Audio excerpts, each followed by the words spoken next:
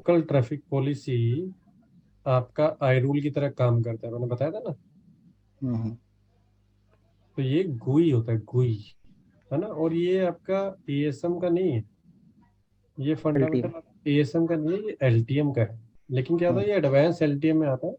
तो एलटीएम में ऐसा नहीं है कि आपको एलटीएम के कोर्सेज में ये मिलेगा, ये थोड़ा एडवांस एलटीएम में चला जाता है। लेकिन फिर भी अभी एएसएम में इसका टॉपिक टच होगा, तो इसलिए मैं आप लोगों को बता रहा हूँ। ओके, मैं ऑन कर लेता हूँ जरा लैब को भी साथ ही साथ। आज हमने वर्क पे भी बात करनी है, वर्क बुक भी बतानी है आप लोगों को। ठीक है। आज सबसे पहले जो क्लास स्टार्ट करने से पहले मैं आपको थोड़ा सा ना ओवरव्यू दे देता हूँ लैब का, कि लैब अपनी कैसे चलेगी। ओके, ताकि आप सभी को समझ में आता रहे बाद में जब हम लैब करें तो लैब होगी कैसे। तो फॉर एवरीबडी ऑफ यू, आपको कुछ टाइम मिल जाएगा लैब का, है ना, और कुछ आवर्स मिल जाएगा। मान लो आपको टाइम मिल गया है, आज 15 जनवरी है ना। मान लो आपको 1 मार्च तक का टाइम मिल गया, और आवर्स मिल गए हैं, मान लो आपको 20 आवर्स मिल गए। तो आप ये देखिएगा कि आपने लॉगिन किया, आप जो लॉगिन कर सकते हैं वो 1 मार्च तक कर सकते हैं, पहली बात। दूसरी बात, आप जो ये लॉगिन कर रहे हो, ये 20 आवर्स तक आपके लॉगिन वैलिड है। मतलब इन दोनों कंडीशन में से कोई भी एक कंडीशन फॉल्स होगी तो आपकी लैब चलना बंद हो जाएगी, है ना। मैं एक ये जरा आपको एक वैसे एग्जांपल दे रहा हूँ, बाकी कितना मिलेगा कितना नहीं मिलेगा you can just check with Zoya. तो ये दिस इज योर स्टैंडर्ड। अब मेरा जो आपको सजेशन है वो ये है, जब भी आप लैब लॉगिन करें, आप तभी लॉगिन करें लैब को जब आपको उस पर काम करना है। ओके, आपको सफिशिएंट टाइम मिलता है, आप मैक्सिमम जो कर सकते हैं, मतलब इसमें प्रैक्टिकल कर सकते हैं, वो 10 आवर्स से कर सकते हैं, है ना। तो 10 आवर्स में आपके सारे प्रैक्टिकल्स हो जाएंगे बहुत अच्छे से, वेरी एफिशिएंटली। क्योंकि मैंने पिछले भी कम से कम, ज़्यादा नहीं कहूँगा तो लगभग लगभग 40 तक तो बैच ले लिए होंगे। तो आई नो कितनी देर में ये हो जाता है। ओके, तो within 10 hours are enough, more than enough. आपको इससे ज़्यादा जरूरत भी नहीं पड़ेगी प्रैक्टिकल करने में। ओके, लेकिन हाँ, तभी जब आप एफिशिएंटली कर रहे हो। अब कोई अगर लैब ऑन करके छोड़ देगा और ये टाइम कंज्यूम होता रहेगा, और बाद में if you will say to me कि नहीं जी टाइम चला गया मेरा और हमें नहीं पता था, या किसी को भी बोलोगे, तो ये जो सर्विस रहती है ये कॉम्प्लीमेंट्री आपको मिल रही है, मतलब फ्री में आपको मिल रही है क्लास के साथ, ये फ्री है, इसका कोई पैसा नहीं ले रहे। लेकिन अगर आप दोबारा आएंगे और आपको इसका मिसयूज करेंगे, आप नहीं कर पाएंगे इसको उस टाइम के अंदर अंदर, तो ये आपकी रीफिल करवानी पड़ेगी, दैट इज चार्जेबल। तो वो लैब टू लैब डिपेंड करता है। जैसे एच डी वैन की लैब है, एच डी वैन की लैब तो बहुत अच्छे खासे रिसोर्स खाती है, तो उसके लैब ही मेरे ख्याल से 10,000 रुपए की है। इसकी लैब इतने रिसोर्स नहीं खाती, लेकिन रिसोर्स खाती है, तो 4-5 हज़ार की आई थिंक ये भी है ना। मतलब 3 से 5, आई डोंट नो कितना है टोटल। तो वो जोया से आप अपडेट ले सकते हैं, बट इतना तो आपको इसमें भी लग जाएगा। द थिंग इज, आप जो ये सर्विस है यूज करिए अपने लिए, लेकिन थोड़ा एफिशिएंटली, कि आपके लैब आवर्स खत्म ना हो जाए। उसके बाद आप हमें कहेंगे भी तो we can not help you much, है ना। 2-4, ठीक है, 2-3-4 घंटे हैं तो इतना का फर्क नहीं पड़ता। लेकिन आप कहेंगे मेरे फिर से 40 घंटे कर दो, 50 घंटे कर दो, 30 घंटे कर दो, 20 घंटे कर दो, उतना नहीं हो पाता है ना। तो प्लीज मेक श्योर जैसे ही आप लोगों को लैब मिल जाए, है ना, लैब मिल जाए मतलब इट्स अप्रोक्सीमेटली लाइक, अब आपका सारा का सारा वो क्लियर है, अगर ड्यूज क्लियर है तो आपको लैब असाइन हो जाएगी, राइट। तो उस तरीके से ही आपका काम होगा। दूसरा, इस लैब के अंदर अगर आप देखो तो एक विंडोज मशीन, ये जो विंडोज मशीन है ये एज अ क्लाइंट काम करेगी आपकी, एज अ क्लाइंट। और इसी से आप मैनेजमेंट भी लोगे। तो ये दो पर्पज आपके फुलफिल करेगा, one as a client, second as a management. So you can take the management from this Windows PC and it will act as a client also, one thing. उसके बाद आपका ये जो डिवाइस है, इसको आपने जब प्रोविजन करना है, आपको एलटीएम और एएसएम प्रोविजन करना है।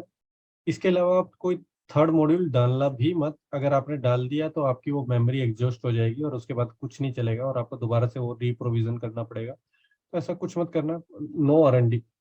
आप LTM और ASM के को ही इस पे करना, क्योंकि उसी के लिए ये आपको उतनी ही आपको मेमोरी एलोकेटेड है। ये आपका एक विंडोज के ऊपर बनी हुई मशीन है ना। विंडोज के ऊपर एक एप्लीकेशन चल रही है, वो कैसे चल रही है प्रोबेबली आप को मैं बाद में बताऊं, है ना। लेकिन फिलहाल आपको कुछ करने की जरूरत नहीं है, इसको बस राइट क्लिक करो, इसको ऑन कर दो और यू यूज दिस।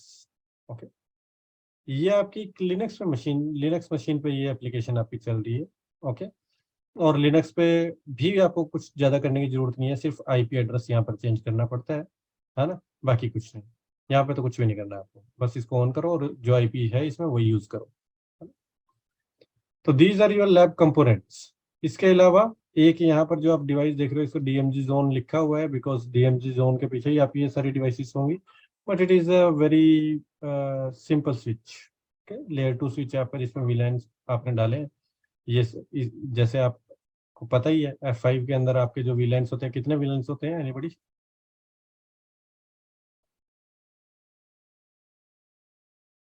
4 सर, 4।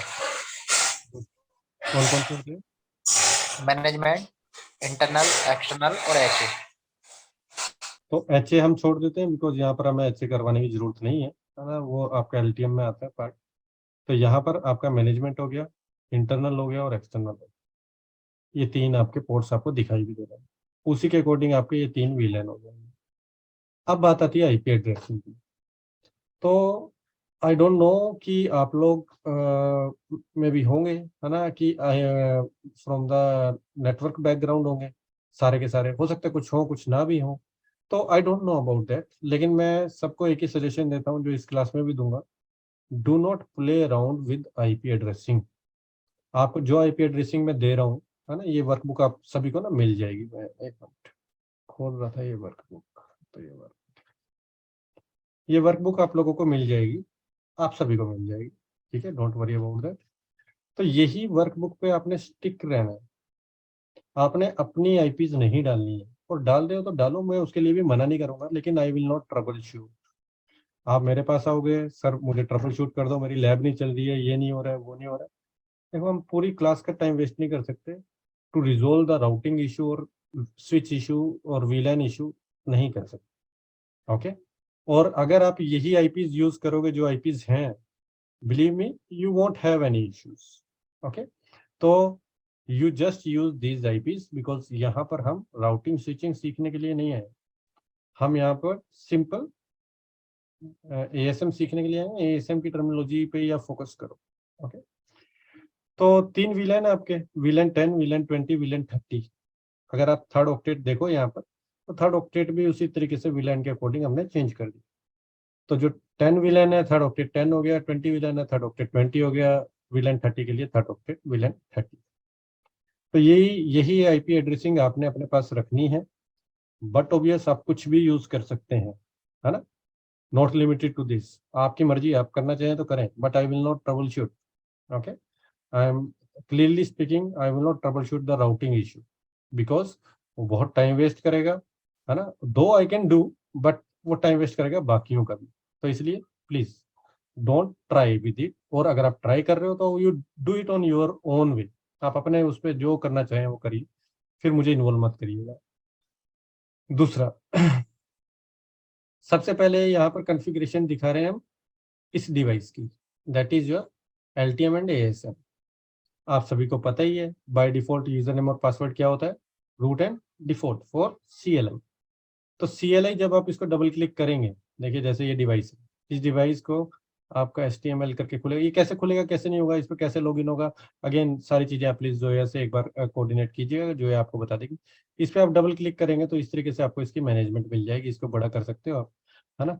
ये देखो, तो इसमें आप रूट और डिफॉल्ट डालोगे, क्योंकि मैंने चेंज कर रखा है, तो मैं नेटमिलियन डाल रहा हूँ, तो जो मेरा पासवर्ड है ना, तो मैंने वो डाल। इस तरीके से आपके पास CLI खुल जाएगी। ओके, तो ये आपका CLI खोलने का सिंपल सा है, इस पर डबल क्लिक कर दो और आपकी CLI खुल गई। ओके, किसी पे भी डबल क्लिक कर दो, जैसे इस डबल क्लिक किया, अच्छा ये नीचे आ गया, टर्मिनल 2 दिखा रहा है ना।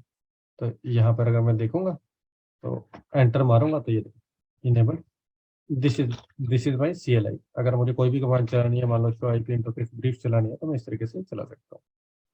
आई am sitting local to the server, मैं सर्वर के लोकल उस पर बैठा हूँ लैन पे, तो इसलिए I can switch to the console access. और मैं उसको इसलिए भी प्रेफर करता हूँ क्योंकि मुझे आप लोगों को दिखाना होता है। तो अब मैं अगर यहाँ से करूंगा तो मुझे इस तरीके से आएगा। डू नॉट थिंक कि सर का तो उस तरीके से आ रहा था पट्टी में, मेरा क्यों नहीं आ रहा। तो द रीजन इज, मैं ऐसा क्यों करता हूँ ताकि आप लोगों को विजिबिलिटी कंप्लीट रहे, आप लोगों को पूरा दिखाई दे। अगर आपको दिखाई नहीं देगा तो फायदा क्या है, मैं कोई प्रैक्टिकल करवाऊंगा तो मुझे तो आता ही है, मैंने अपने लिए थोड़ी करना है, वो आपको दिखाने के लिए करना है, राइट। तो मैं इस तरीके से यहाँ पर लोकल में कंसोल कर लूंगा, लेकिन आप लोगों को HTML मिलेगा तो दैट इज फेयर इनफ। अगर आप अपने लिए कर रहे हो, किसी और को जैसे मेरे को दिखाना होता है तो आई होप आप लोगों में से कोई मेरी लैब यूज करके किसी और को तो नहीं दिखाएगा, राइट। तो उसके लिए वो सफिशिएंट है ना, HTML, it is sufficient to you guys. Okay, आगे चलते हैं। अब इसी पे मैं आपको पहले पूरे लैब के बारे में बता रहा हूँ, ताकि मैं कोई भी प्रैक्टिकल करूँ तो you people should not be thinking कि यार कैसे हो रहा है, ट्रैफिक कैसे जा रहा है। आप लोगों को ट्रैफिक का पता होना चाहिए, क्योंकि प्रैक्टिकल अभी करेंगे नहीं, प्रैक्टिकल हम बाद में करेंगे, लेकिन वो आप स्टॉप टाइम का अगर मुझे कुछ थोड़ा बहुत जो भी दिखाना है कुछ इस तरीके से, तो आई कैन शो यू। आगे चलते हैं। यहाँ पर आप देखो तो इसी तरीके से आपकी लॉगिन स्क्रीन विजिबल होती है। एक कमांड आती है, ये कमांड आप लोगों को पता होनी चाहिए because you are in ASM। अगर नहीं पता है तो कोई बात नहीं। दो मोड होते हैं आपके, बैश मोड और TMSH मोड, जिसे TMOS कहते हैं। तो TMOS में जाने के लिए TMSH चलाया, लिस्ट नेट इंटरफेस से आपने इसकी सारे के सारे इंटरफेसेस चेक किए कितने हैं। उसके बाद आपको IPv4 कॉन्फ़िगरेशन करनी है ऑन योर डिवाइस। उसके लिए अगेन आप TMSH पे जाओगे। उसके बाद आपको DHCP डिसेबल करना है, नया राउट डालना है, और मैनेजमेंट राउट का डिफ़ॉल्ट गेटवे भी डालना है, सेव करनी है। और दोबारा से अगर आप ये कॉन्फ़िगरेशन चेक करोगे तो that will show the new IP। अब उसमें कौन सी आपकी IP है आप इस स्क्रीनशॉट में भी देख सकते हो। तो इसके अंदर अगर आप देखो तो IP इज 10.10.10.51 में भी आपको यहाँ पर दिखाई देगी। और this is your management route 10.10.10.1। Am I audible? Yes और नो? यस। ओके। तो आपकी IP 10.10.10.51 होगी, सभी की यही IP होनी चाहिए अगेन, क्योंकि कई बार क्या होता है कि राउटिंग के इशू ही बहुत ज़्यादा हो जाते हैं, हम उसी में रिजोल्व करने में लग जाते हैं। आपके पास और मेरे पास एक लिमिटेड टाइम है, बट ऑब्वियस अगर बैच उस टाइम में नहीं खत्म होता, थोड़ा एक्सटेंड करने की जरूरत पड़ती है तो करते हैं, लेकिन ये है कि उसी टाइम में अगर हम करें तो दैट इज गुड। बाकी इधर उधर की चीज़ें ना करके ASM ही करें तो that is more efficient way. तो ये देखिए मेरी भी IP जो है 10.10.10.51 ही है। ओके, तो हमें इससे मतलब नहीं है ना क्या IP है क्या नहीं है, हमें तो मतलब इससे है कि पॉलिसी कैसे चलनी चाहिए, पॉलिसी क्या होती है क्या नहीं होती, वो सारी चीज़ें हमें देखनी है। ओके ओके, यहाँ तक हो गया। अब आगे एक बार बात कर लेते हैं, थोड़ा सा और आगे जाता हूँ। DMG मैंने आपको बताया that is nothing but a switch. क्योंकि ये स्विच है, इस पे सिर्फ दो चीजें होंगी, एक लेयर 2 कॉन्फ़िगरेशन और एक लेयर 3 कॉन्फ़िगरेशन। लेयर 2 कॉन्फ़िगरेशन में आपने VLAN बना देना है, लेयर 3 कॉन्फ़िगरेशन में आपने SVI भी बना देनी है। ओके, तो SVI आपकी जैसे 10.10.10.1 बना दी, 21 बना दी, 31 बना दी, ये आपकी फर्स्ट IP एड्रेस है आपकी हर VLAN की। तो दोबारा एक बार मैं VLAN दिखा देता हूँ आप लोगों को, ऊपर जाता हूँ। VLAN 10 है, 20 है और 30 है, फॉर योर मैनेजमेंट एक्सटर्नल और internal respectively. Is it fine guys? Yes yes. ठीक है, आगे चलते हैं। तो ये सिंपल सी कॉन्फ़िगरेशन, अगर प्लीज किसी को नहीं समझ में आ रही है तो मुझे बोल देना, मैं दोबारा समझाऊंगा उसको। लेकिन आई एज्यूम कि आप सभी को समझ में आ रही है, इसलिए मैं थोड़ा सा इसे लीनियंट मोड पे लेके जा रहा हूँ, बिकॉज आई नो कि यू ऑल आर एक्सपीरियंस। यहाँ पर हम कुछ नहीं कर रहे हैं, स्विच पोर्ट के अंदर उस पर्टिकुलर VLAN को असाइन कर रहे हैं। तो अगर मैं आपको डायग्राम से समझाऊं तो इस डायग्राम में देखो, पहले पहले ना ये दो थे, अभी मैंने एक ही कर दिया।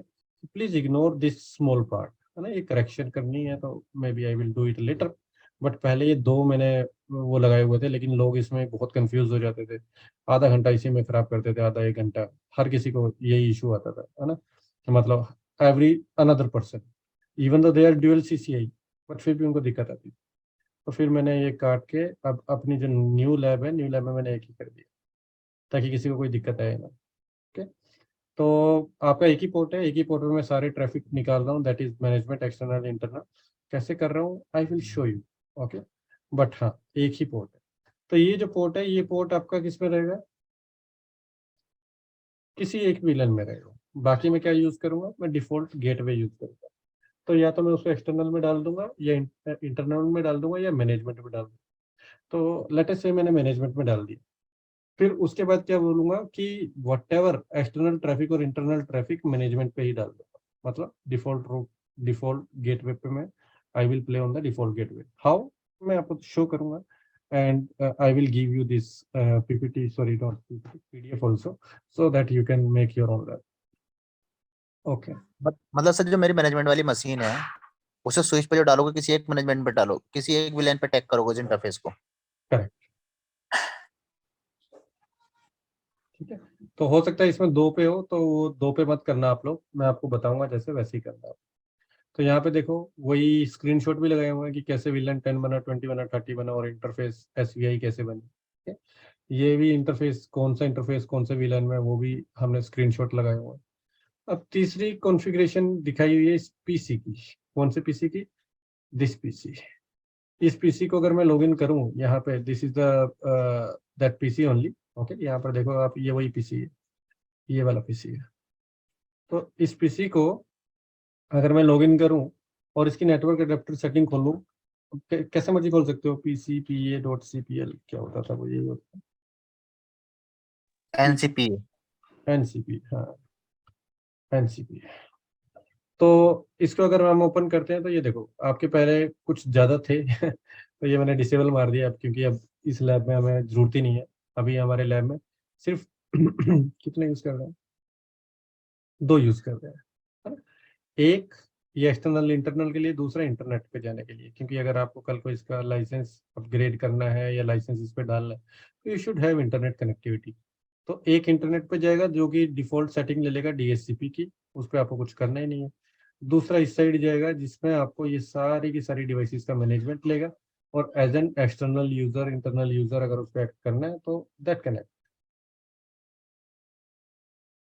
अब यहाँ पर अगर मैं देखूँ, ये मैंने शायद इंटरनल का बनाया हुआ है as per the name at least, but IP से भी एक बार कंफर्म कर लेते हैं। 10.10.30.90 मैंने एक आईपी डाल दी। ओके, तो 30 सबनेट मेरा इंटरनल ही है, that I can check again from my sheet, क्योंकि यहाँ पर आपको आईपी एड्रेसिंग अगर देखनी है तो आप शीट पे जाके देख सकते हो इंटरनल। तो इन माय केस मैंने क्या किया हुआ है, मैंने ये इंटरनल पे डाल दिया पीसी को। ओके, बाकी दोनों के लिए मैंने रूट डाल दिया। ओके, ये मेरा अगर आप देखो, ये प्रॉपर्टीज में जाऊं तो आप देख पाओगे कि ये डीएससीपी से ले रहा है ना? यहाँ पर हमने कुछ नहीं किया, मतलब ये एज इट इज जैसा है वैसे ही। तीसरा तो अभी डिसेबल्ड हो चुका है क्योंकि वो हमें यूज में नहीं है, तो उसका हमें कुछ करना ही नहीं। उसके बाद कमांड प्रॉम्प्ट पे जाके you can put the routes. Okay,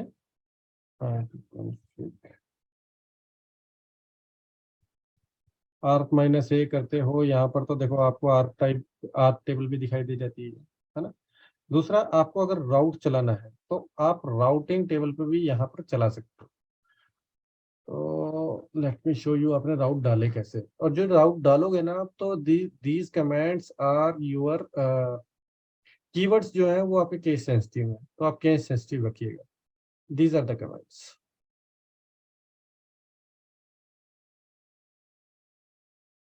okay, command क्या है, राउट कीवर्ड है, ऐड कीवर्ड है। ये ऐड जिस तरीके से है, कैप्स लेटर में कैप्स में रखना है, या रनिंग लेटर में रनिंग लेटर में ही रखना है। उसके बाद जो भी आपका सबनेट है वो सबनेट, मास्क कीवर्ड है, जो भी आपका मास्क है वो मास्क। उसके बाद default gateway, bit like your Cisco में जो आप डालते थे स्टैटिक राउट, उसी की तरह IP route, whatever network, whatever mask, whatever default gateway, bit like same. Last में ये फ्लैग लगा देना -p, जो आपको ये दिखाता है कि ये जो राउट है, अगर आपकी मशीन रिबूट भी हो तो ये राउट आपका परसिस्ट हो। क्या हो जी, परसिस्ट हो, ये जाए जाए ना, है ना? ये बात समझ में आ गई? Any doubt? या ओके, रूट चेक करने के लिए क्या कमांड होती थी? शोर आउट नहीं नहीं, route print route print out print route route print. हाँ देखिए अगर आप देखो तो ये देखिए, ये 2 रूट मेरे ऑलरेडी डले हुए। तो यहाँ पर आप देखो तो मैंने मैनेजमेंट का राउट डाल दिया, गेटवे मैंने लिया इंटरनल का, फिर मैंने एक एक्सटर्नल का भी डाल दिया और गेटवे मैंने लिया इंटरनल। Is it fine? और ये परसिस्टेंस रूट्स है। Any doubt? नहीं? ओके। आप जब ये सारा काम कर लोगे तो आप you can go to the F5 prompt using HTTPS and blah blah blah, वो आप लोगों को पता ही है ना। एडमिन से आपका लॉगिन होगा बाय डिफॉल्ट, जो यूजर नेम पासवर्ड होता है। ये लाइसेंस मांगेगा, लाइसेंस के लिए आपकी अलग है ना, वो मैं आपको अभी दिखाता हूँ कि कौन सी है वो, आई विल शो यू। तो आप लाइसेंस का कर सकते हो। तीसरा आपका आता है PHP ऑप्शन वेबसाइट। अब PHP ऑप्शन वेबसाइट जो मैंने अभी आपको थोड़ी देर पहले बताई थी, ये वाली, इसको मैं क्या करता हूँ ना, मैं वाइप आउट कर देता हूँ। वाइप आउट मतलब कि सारी कॉन्फ़िगरेशन हटा रहा हूँ। Please don't do this in your lab. अगर आप ये करोगे तो आपकी सारी कॉन्फ़िगरेशन हट जाएगी and I am not liable to that. Okay, otherwise आप सभी की कॉन्फ़िगरेशन वही रहेगी जो आप लोगों ने की है, इवन दो आप डिवाइसेस को बंद भी कर रहे हो तब भी। लेकिन अगर आपने वाइप आउट कर दिया या किसी तरीके से लैब को आपने डिस्ट्रॉय किया, तो ये लैब की सारी कॉन्फ़िगरेशन हट जाएगी और आपको स्टार्टिंग से करनी पड़ेगी। There is no other way. ठीक है, अब मैं इसको स्टार्ट करता हूँ, है ना। तो मैं आपको ये करके ही दिखा देता हूँ एक डिवाइस ना, क्योंकि कई बार लोग इसमें थोड़ा सा कंफ्यूज हो जाते हैं as per my past experience. तो मैं आपको थोड़ा सा करके दिखा देता हूँ।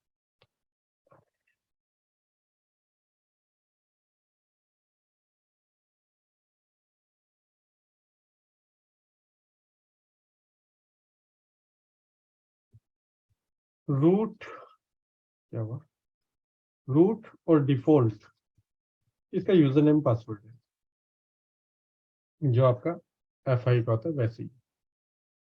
इसको थोड़ा सा स्क्रीन ऊपर रखता हूँ वरना नीचे की तरफ जा रहा है, इतना रखता हूँ। अब VI एडिटर से कर लो, नैनो से कर लो, जो भी आपको पसंद आता है आप उससे करो। देर इज नो लिमिटेशन, है ना। तो मैं ETC में जाऊंगा, नेटवर्क में जाऊंगा और इंटरफेस में जाऊंगा। ठीक है, यहाँ पर आप देखोगे कुछ ऑलरेडी IP एड्रेस पड़ी हुई है जो मुझे नहीं चाहिए। DHCP को मुझे कमेंट करना है तो मैं आई इंसर्ट मोड में जाऊंगा और कहाँ चला गया, DHCP को मैं सॉरी यहाँ ऊपर जा रहा है। DHCP को मैं कमेंट कर दूंगा भाई हैश। ओके, स्टैटिक को अनकमेंट करना, तो स्टैटिक को मैं सबसे पहले अनकमेंट कर रहा हूँ और हैश हटा रहा हूँ। उसके बाद मुझे एड्रेस लगाना है, तो एड्रेस लगाने के लिए मुझे जो भी एड्रेस है मेरा, है ना, वो लगा दूंगा। जैसे इस केस में अपना 10 10 30 100 रहेगा। ठीक है, और गेट में मेरा रहेगा 10 10 10 1 10 10 10 30। Escape colon WQ with your exclamation sign, enter, take a reboot, ताकि कोई आर्क वार्क की कोई दिक्कत ना आए। बस इतना काम करता है इस पे। आप इतना जब काम कर दोगे, ऑल दो ये सारा का सारा काम आपका यहाँ पे लिखा भी हुआ है मैंने, लेकिन आपको करके भी दिखा दिया। इसमें नैनो से किया है, हार्डली मैटर। VI एडिटर से आप कर सकते हो। तो रिबूट ले लेना एक बार, नहीं तो कई बार क्या होता है कि कुछ प्रॉब्लम आ जाती है आपकी आर्क वार्क की, वो आप नहीं दिखाता है।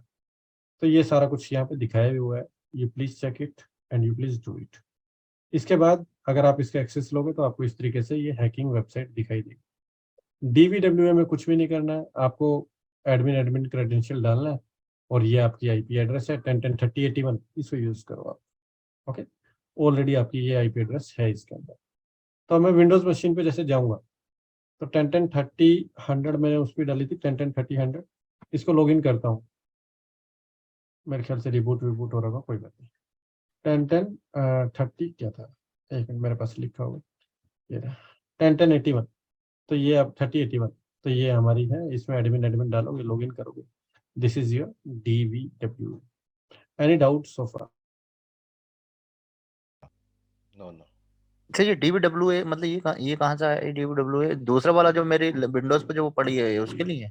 हाँ हाँ, 2 वेबसाइट है ना, तो हम एक ही वेबसाइट पे काम करेंगे क्योंकि वही कितने भी वेबसाइट हो सकती हैं आप। ये मैंने दूसरी वैसे ही आपको दी है कि अगर आपको जैसे अगर कुछ करना है इस पे SQL इंजेक्शन में स्टार्टिंग में दिखा दूंगा थोड़ा, बट हाँ बाकी एक ही पे मेजरली हमारा सारा काम हो जाता है। तो एक तो मेरी जो डीएमजी जोन में पड़ी है वो वाली तो मेरे लिनक्स पे हो गई, जिस पर भी आपने करके दिखाया। ये जो मेरी पड़ी है ये जिधर F5 मेरी डिवाइस लगी हुई है उसके नीचे जो सर्वर है वो वाला ना, विंडोज पे, विंडोज ये मशीन पे। हाँ ये वाला, ओके ओके, ये DVW लिखा भी हुआ है ना, देखो यहाँ पे। ठीक है सर, ठीक। और यहाँ पे देखो आपका PHP लिखा हुआ, तो ये PHP ऑप्शन है, ये DVW। So these are the components of your lab. I hope lab is clear to everybody at least. Yes or no? किसी को लैब में कोई भी डाउट हो पूछो please. No, no. Okay, I hope no.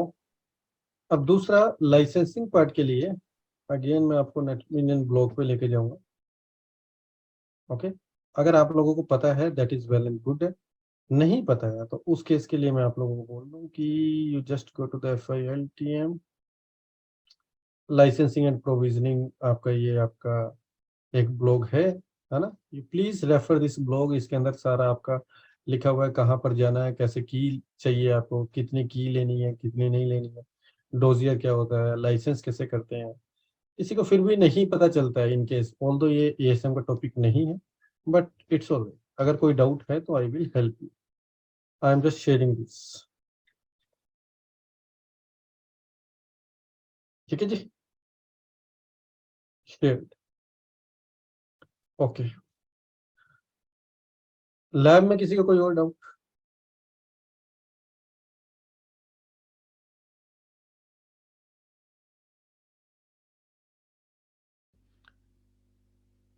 Timing कैसे major होता है, मतलब टाइमिंग स्टार्ट होता है क्या जैसे लॉगिन करने के बाद? वो दिखाएगा आपको, वो नीचे दिखाएगा आपको, है ना? मैं लोकल बैठा हूँ तो you can C local IP भी है मेरी, तो मुझे नहीं दिखा रहा है ना, मैं सर्वर पर डायरेक्ट एक्सेस कर रहा हूँ, but in your case it will show you okay okay. That. Zoya will let you know, है ना, जोया आपको सब बता देगी वो कैसे करना है कैसे नहीं करना है। पीछे से बैकग्राउंड से टीम टाइम वगैरह दे देगी, तो that will tell you.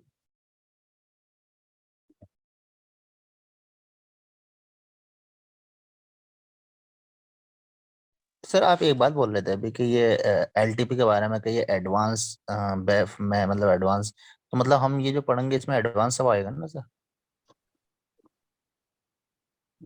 LTP का, हाँ मैं LTP बताऊंगा। और भी कुछ एडवांस फीचर्स है क्या अभी, मतलब जो लेटेस्ट मार्केट में अभी जो लॉन्च हो रहा है वेफ में? ये मैंने आपको बताया ना कि बहुत कुछ हो रहा है। एक मिनट रुकिए, मैं ये देखूं जरा, ये आप आया नहीं क्यों।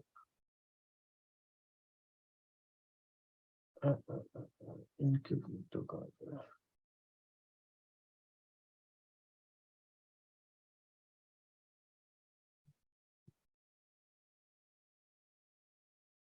अच्छा हो गया ना, ठीक है। ये थ्रू द वेब है। देखिए क्या है ना कि हमने इन दोनों के लिए ये IP एड्रेस देख रहे हो आप, these are external IP address. तो जैसे PHP ऑप्शन के लिए ये बना दिया, फिर ये आप आना चाहिए ना। PHP ऑप्शन के लिए ये है, और DVW के लिए ये है। तो अगर आप देखो तो मैंने ये बुक मार्क कर लिया। In your case also you can bookmark. जैसे जिसपे वेफ नहीं लिखा हुआ वो डायरेक्ट लिंक है, 10-10-30 वाला। जिसपे डायरेक्ट नहीं मतलब वेफ नहीं लिखा हुआ वो डायरेक्ट लिंक है। लेकिन जिसपे वेफ लिखा हुआ है means we are going through वेफ 10-10-20-75, आप ऊपर भी देख सकते हो। यहाँ पे भी अगर मैं लिखता हूँ you can see 10-10-20-80, it is going through the वेफ। तो ये DVW जो ओपन हो रहा है इट्स गोइंग थ्रू द वेफ। तब इन दोनों में अंतर क्या है वो समझो पहले आप, फिर मैं आपको बताऊंगा कि ये जरूरी क्यों है और आपको क्यों करना है। मैंने अभी आपको बताया कि this PC can interact with any of them over the internal network. Internal network पर जाएगा तो वो ऐसे जाएगा, यहाँ से सीधा यहाँ चला जाएगा या सीधा यहाँ चला जाएगा। बट अगर ऐसा होगा तो हम अटैक को नहीं रोक पाएंगे। वाई? बिकॉज हमारे थ्रू जा ही नहीं रहा है। ओके, हमें ट्रैफिक कहाँ से लेकर जाना है? ASM से। तो ASM से ले जाने के लिए पहले ट्रैफिक ऐसे आना चाहिए एक्सटर्नल पे, एक्सटर्नल से फिर वो इंटरनल पे जाएगा, या यहाँ जाएगा या यहाँ जाएगा। और उस केस में अगर कोई अटैक हो रहा है तो ASM will block that. Is it fine? Traffic flow समझ में आया आप लोगों को? ओके। तो इसलिए आप अगर वो देखेंगे बुकमार्क, तो बुकमार्क में इसलिए आपको ये 4 दिखाई। तो जब भी हम करेंगे we will do from the web, क्योंकि अदरवाइज हमें ट्रैफिक का पता ही नहीं चलेगा ना, वेब तो पिक्चर में नहीं आएगा। तो we are going through the external VLAN, not over the internal directly. Okay, कल हमने कहाँ तक किया था वो आपका? सर मुझे एक क्वेश्चन पूछना था सर, जैसे कल मुझे नहीं पता आपने, जैसे मैं ये पूछ रहा हूँ कि बेफ जो है, ये मतलब जो हमारे पास ये बेफ आया ही क्यों? सबसे पहला क्वेश्चन तो मेरा ये है सर। हाँ, तो एक बार आप प्लीज कल की क्लास देखिएगा, है ना, और फिर आपका क्वेश्चन होगा तो मैं आपको बताऊंगा। बिकॉज ये क्वेश्चन में आपका, अगर आपको याद हो इंट्रोडक्टरी सेशन में यू वर देयर, मैंने आपसे पूछा था कि फायरवॉल और वेफ में क्या अंतर है। तो दैट इज द रीजन आपको वहीं पर आंसर मिल जाना चाहिए था, बट इट्स ऑल राइट, अगर नहीं मिला तो आप फिर भी कल की क्लास एक बार देखिए। Okay okay sir. जी। लैब में कोई क्वेश्चन किसी को? No no. ओके, एक बार ना मैं थोड़ा सा कल की क्लास को ना दोबारा से रीटच करता हूँ, ठीक, ताकि everybody is on the same page. Web application firewall, everybody of you should aware, if you are not, कोई बात नहीं, अगर अभी भी आप लोगों को नहीं पता चला है, वैसे आप लोगों को पता चल जाना चाहिए था कि वेब वर्क ऑन लेयर 7, और लेयर 7 के अटैक रोकने के लिए हमारी जो जितनी भी फायरवॉल्स थी मार्केट में, those were not capable enough. तो इसलिए लेयर 7 हमारी एक फीचर लेकर आया वेफ। वेफ में बहुत सारे वेफ हैं जो मार्केट में चलते हैं, उसमें से जो ट्रेंडी है दैट इज F5, जिसको हम ASM बोलते थे, और अब न्यू बोलते हैं एडवांस वेफ। तो advance वेफ, when I am saying, it means it this term is coined by whom? By F5। F5 family के प्रोडक्ट सूट में अगर हम बात करें, आपके बहुत कुछ आ जाता है, LTM आ जाता है, GTM आ जाता है, ASM आ जाता है, APM आ जाता है, ARM आ जाता है, AFM आ जाता है, राइट, बहुत सारा, RM बोल लो, FM बोल लो, है ना, तो बहुत सारे हैं आप। तो उसमें से आपके काफी अच्छे प्रोडक्ट्स चलते हैं आपके F5 में, है ना, मार्केट के अंदर F5 के। तो one of them is advance वेफ, जिसके बारे में हम बात कर रहे थे। ओके, तो हाँ, ये बहुत मतलब एक मैं आपको, मैंने कल कहा भी था कि मैं आपको एक स्लाइड दिखाऊंगा। तो अगर हम स्लाइड की बात करें तो आप यहाँ पर नाम देखो, ये जो नाम दिखाई दे रहा है, ये सारी वेबसाइट्स का आप लोगों को पता है, कोई भी मेरे ख्याल से ऐसा नहीं होनी चाहिए जो आपको नहीं पता है। तो cyber attacks are getting hitted by every day it is increasing and increasing, you know, day, like for some percentage. कोई रैंसम लेकर आता है तो कोई कुछ लेकर आता है, and in every case they people are asking for the billion and billion of the dollars. तो इतने जब आपके इम्पैक्ट है, इतने बड़े लेवल पे इम्पैक्ट है, तो people need to secure their web traffic.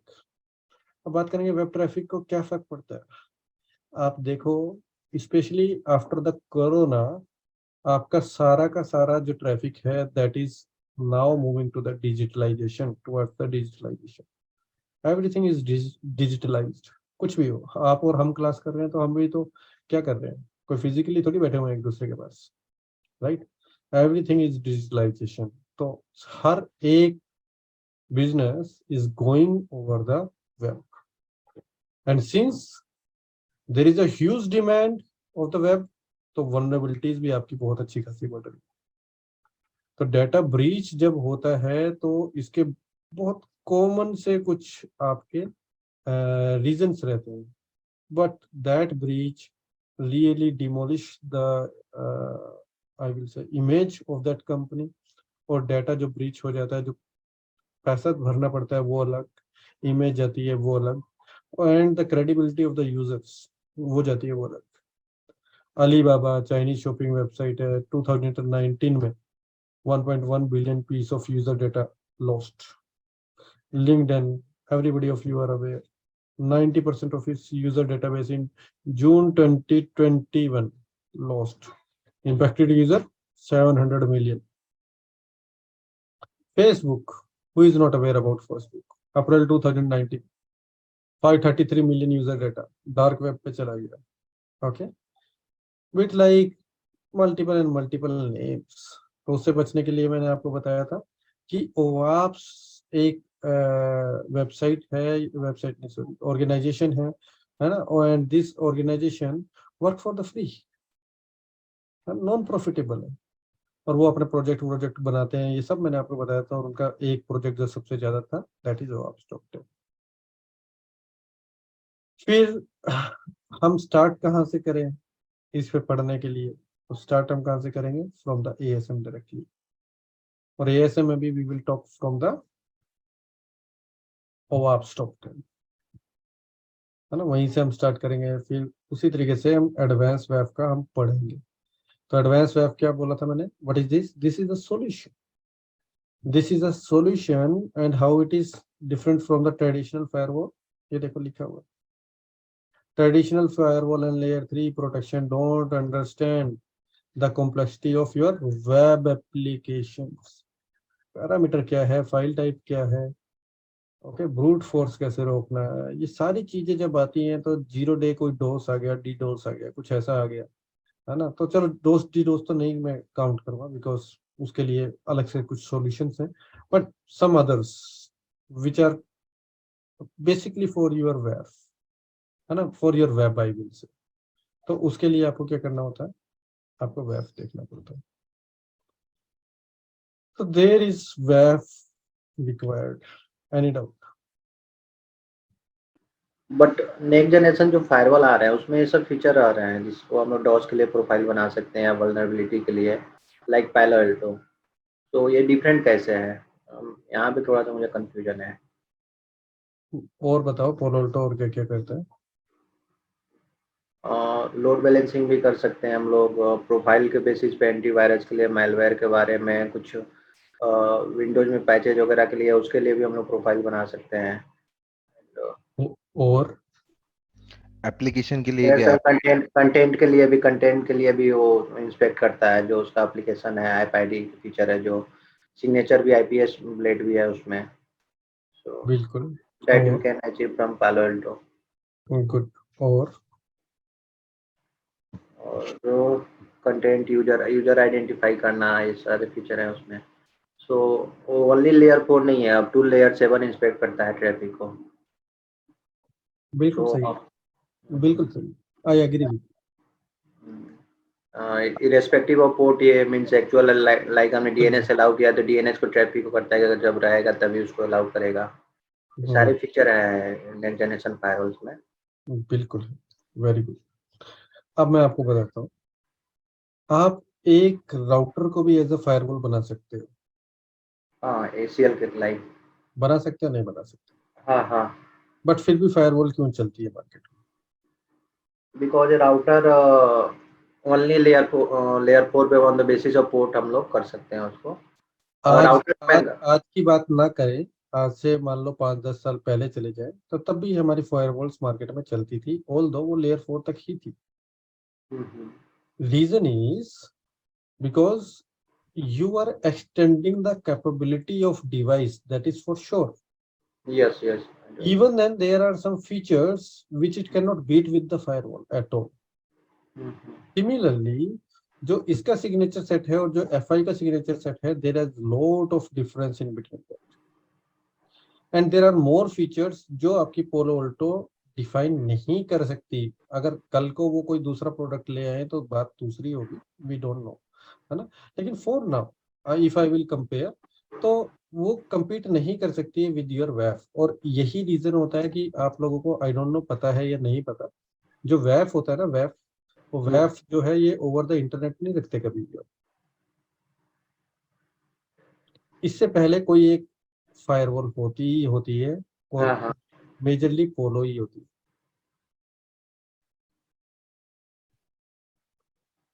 पोलो लगा लो, चेक पॉइंट लगा लो, कोई भी लगा लो, ओके। तो इससे पहले एक फायरवॉल होती ही है।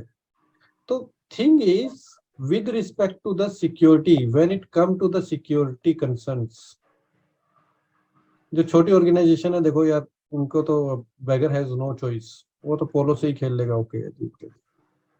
बट जो अच्छी खासी ऑर्गेनाइजेशन है, they understand what is the importance of their data, they never take risk, they will apply both of them.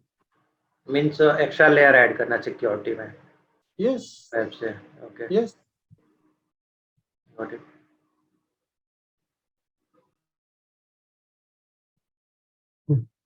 कल हमने ओआप्स टॉप 10 के बारे में बात की थी, है ना. ओआप्स टॉप 10 की हमने 2-3 मेरे ख्याल से आपका वल्नरेबिलिटीज हमने चेक भी की थी. तो कोई मुझे बताएगा क्या क्या हमने कल किस किस चीज के बारे में बात की थी ओआप्स टॉप 10 में?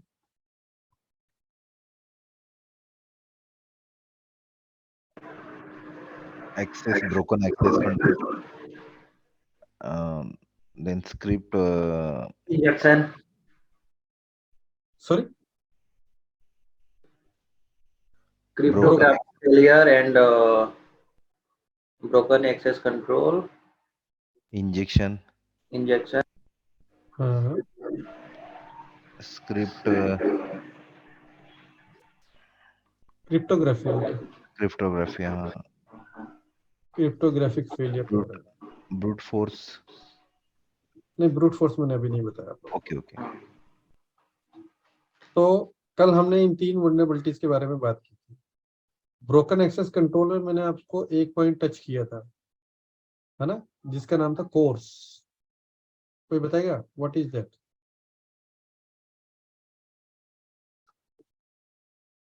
What is course?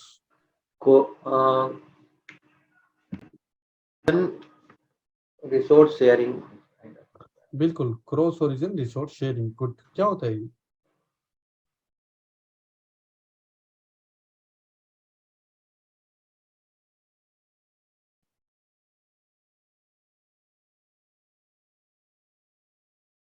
Not able to recall अभी, मैं कोई टाइम नहीं मिला आपको. कोई इशू नहीं.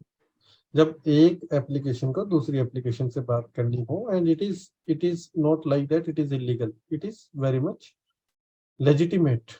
ओके, बट इसी पे हम बाद में बात करेंगे. वेब स्क्रैपिंग की भी बात करूंगा, जो अभी तो वो डिफेंस में ही कवर हो जाता है.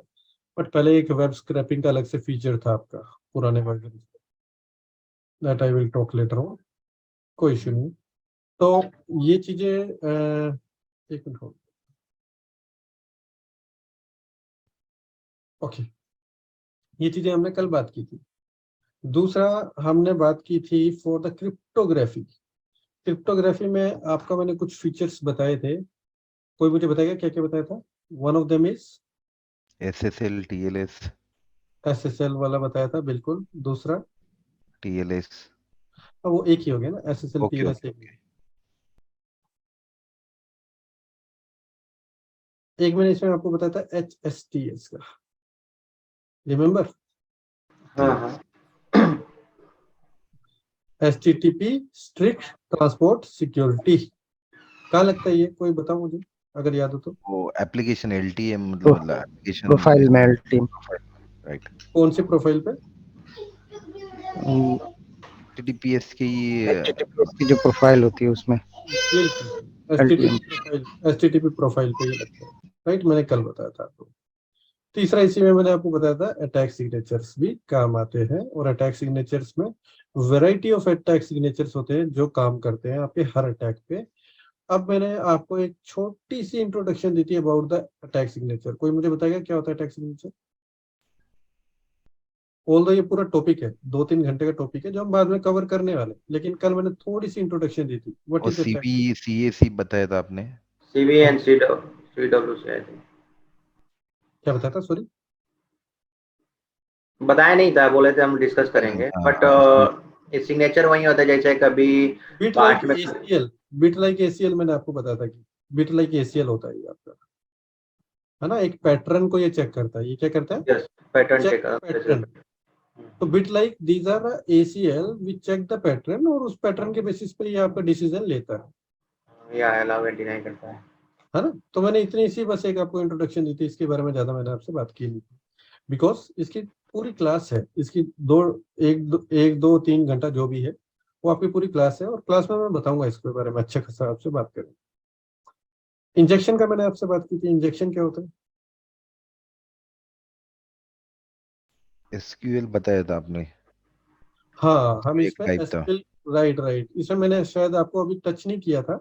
हम एसक्यूएल इंजेक्शन की बात करना शुरू कर गए थे, और एसक्यूएल इंजेक्शन में मैंने आपसे एप्लीकेशन के कंपोनेंट्स की बात की थी। एक बार यस। मुझे एप्लीकेशन कंपोनेंट्स बताइए क्या होते हैं। App server, web server and database server. Perfect. 3 component majorly होते हैं, एक वेब, एक ऐप और एक डेटाबेस। और मैंने आप लोगों को ये भी बताया था कि every layer is vulnerable, remember. Right right. SQL injection majorly कहाँ इंपैक्ट करता है? आपका डेटाबेस। डेटाबेस ओरेकल पे। तो डेटाबेस पे आपका करता है। एसक्यूएल जो है that is a language of love, structured query language, language of love for database. Database की वो लैंग्वेज समझता है, जैसे हर कोई, आप और मैं कम्युनिकेट कर रहे हैं, we are talking in English या हिंदी। सिमिलरली वो जब बात करता है तो वो बात किससे करता है? एसक्यूएल से करता है। मुझे भी इतना ही पता है, ज्यादा डीप मेरे को भी नहीं पता, बट हाँ, दैट इज अ लैंग्वेज। और एक मेरे को आपसे बात करते करते एक इंसिडेंट भी याद आ गया कि एक बाइकर था, है ना, तो वो बहुत तेज राइड करता था। अब वहां पर तो जैसे बाहर अगर आप देखो तो कैमराज लगे रहते हैं, आपका क्या कहते हैं, चालान वालान जो भी कटता है, लाइसेंस, वो सारा का सारा आपका ओवर द ऑनलाइन हो जाता है और सारा आपका घर पे आ जाता है, right. What he used to do is, over the name plate SQL query लगा देता है वो। तो जैसे ही कैमरा उसको चेक करता है, वो कैमरा एसक्यूएल में जाता है और वो डेटाबेस ही उनका ब्रेक कर जाता है थोड़ी देर के लिए। और जैसे ही वो बाइक आती थी, कैमरा में दे पीपल सी कि ये बाइक तेज चल रही है, लेकिन फिर उसका जो है ऐसे ही हैंग हो जाता था। तो after some time they realize कि नहीं नहीं, कुछ तो इश्यू है। तो when they see over the bike, तो जब कैमरा उसको डिटेक्ट करने के लिए वो क्वेरी चलाता है कि हाँ दिस इज द नंबर, वो नंबर नहीं होता, वो क्वेरी चल जाती है। तो that is how people can use to play with anything, है ना। तो that is the stuff like how these vulnerabilities are important and how they can be stop. ठीक है, आगे चलते हैं, ये भी हो गया। अब आपसे बात करना शुरू करते हैं हम इंजेक्शन अटैक की। इंजेक्शन अटैक, ये आपका थर्ड अटैक है जो हमने कल बात करना शुरू की थी। आज मैंने आपको लैब के बारे में बताया थोड़ा, बाकी पुराना भी आपको मैंने कवर करवाया। ओके, आज हम अभी इंजेक्शन अटैक के बारे में बात करें। तो ब्रेक थोड़ी सी देर में लूंगा मैं, इंजेक्शन अटैक एक बार खत्म कर लेता हूँ, उसके बाद मैं ब्रेक लूंगा, डोंट वरी। तो please hold for some time, then we will take a break. Injection attack are one of the most dangerous attack, और बड़े सिंपल से अटैक है, बड़ी बहुत इजीली फूल हो जाता है इस केस में डेटाबेस सर्वर, अगर हम एसक्यूएल इंजेक्शन की बात करें। इसी तरीके से अगर आपकी एलडैप चल रही है तो ये एलडैप इंजेक्शन, एलडैप अटैक हो जाएगा। अगर कोई ओएस कमांड चल रही है, ऑपरेटिंग सिस्टम रिलेटेड कमांड, तो ये ओएस अटैक हो जाएगा। कुछ एक्सएमएल का कुछ चल रहा है तो वो एक्सएमएल अटैक हो जाएगा। एसएमटीपी चल रहा है, एसएमटीपी अटैक हो जाएगा। तो injection attack broadly SQL injection के ही आते हैं, बट इट डजेंट मीन कि बाकी अटैक्स नहीं हो सकता है 70% वो एसक्यूएल इंजेक्शन ही हो, but there are more categories which is existing. तो injection attack is not SQL injection attack, है ना। तो SQL injection attack is the part of the injection attack. ये बात आप लोगों को समझ में आती है? ओके, अब हम बात करें कि ये रुकेगा कैसे। तो कैन एनीबॉडी टेल मी कैसे रुक सकता है ये over the big IP?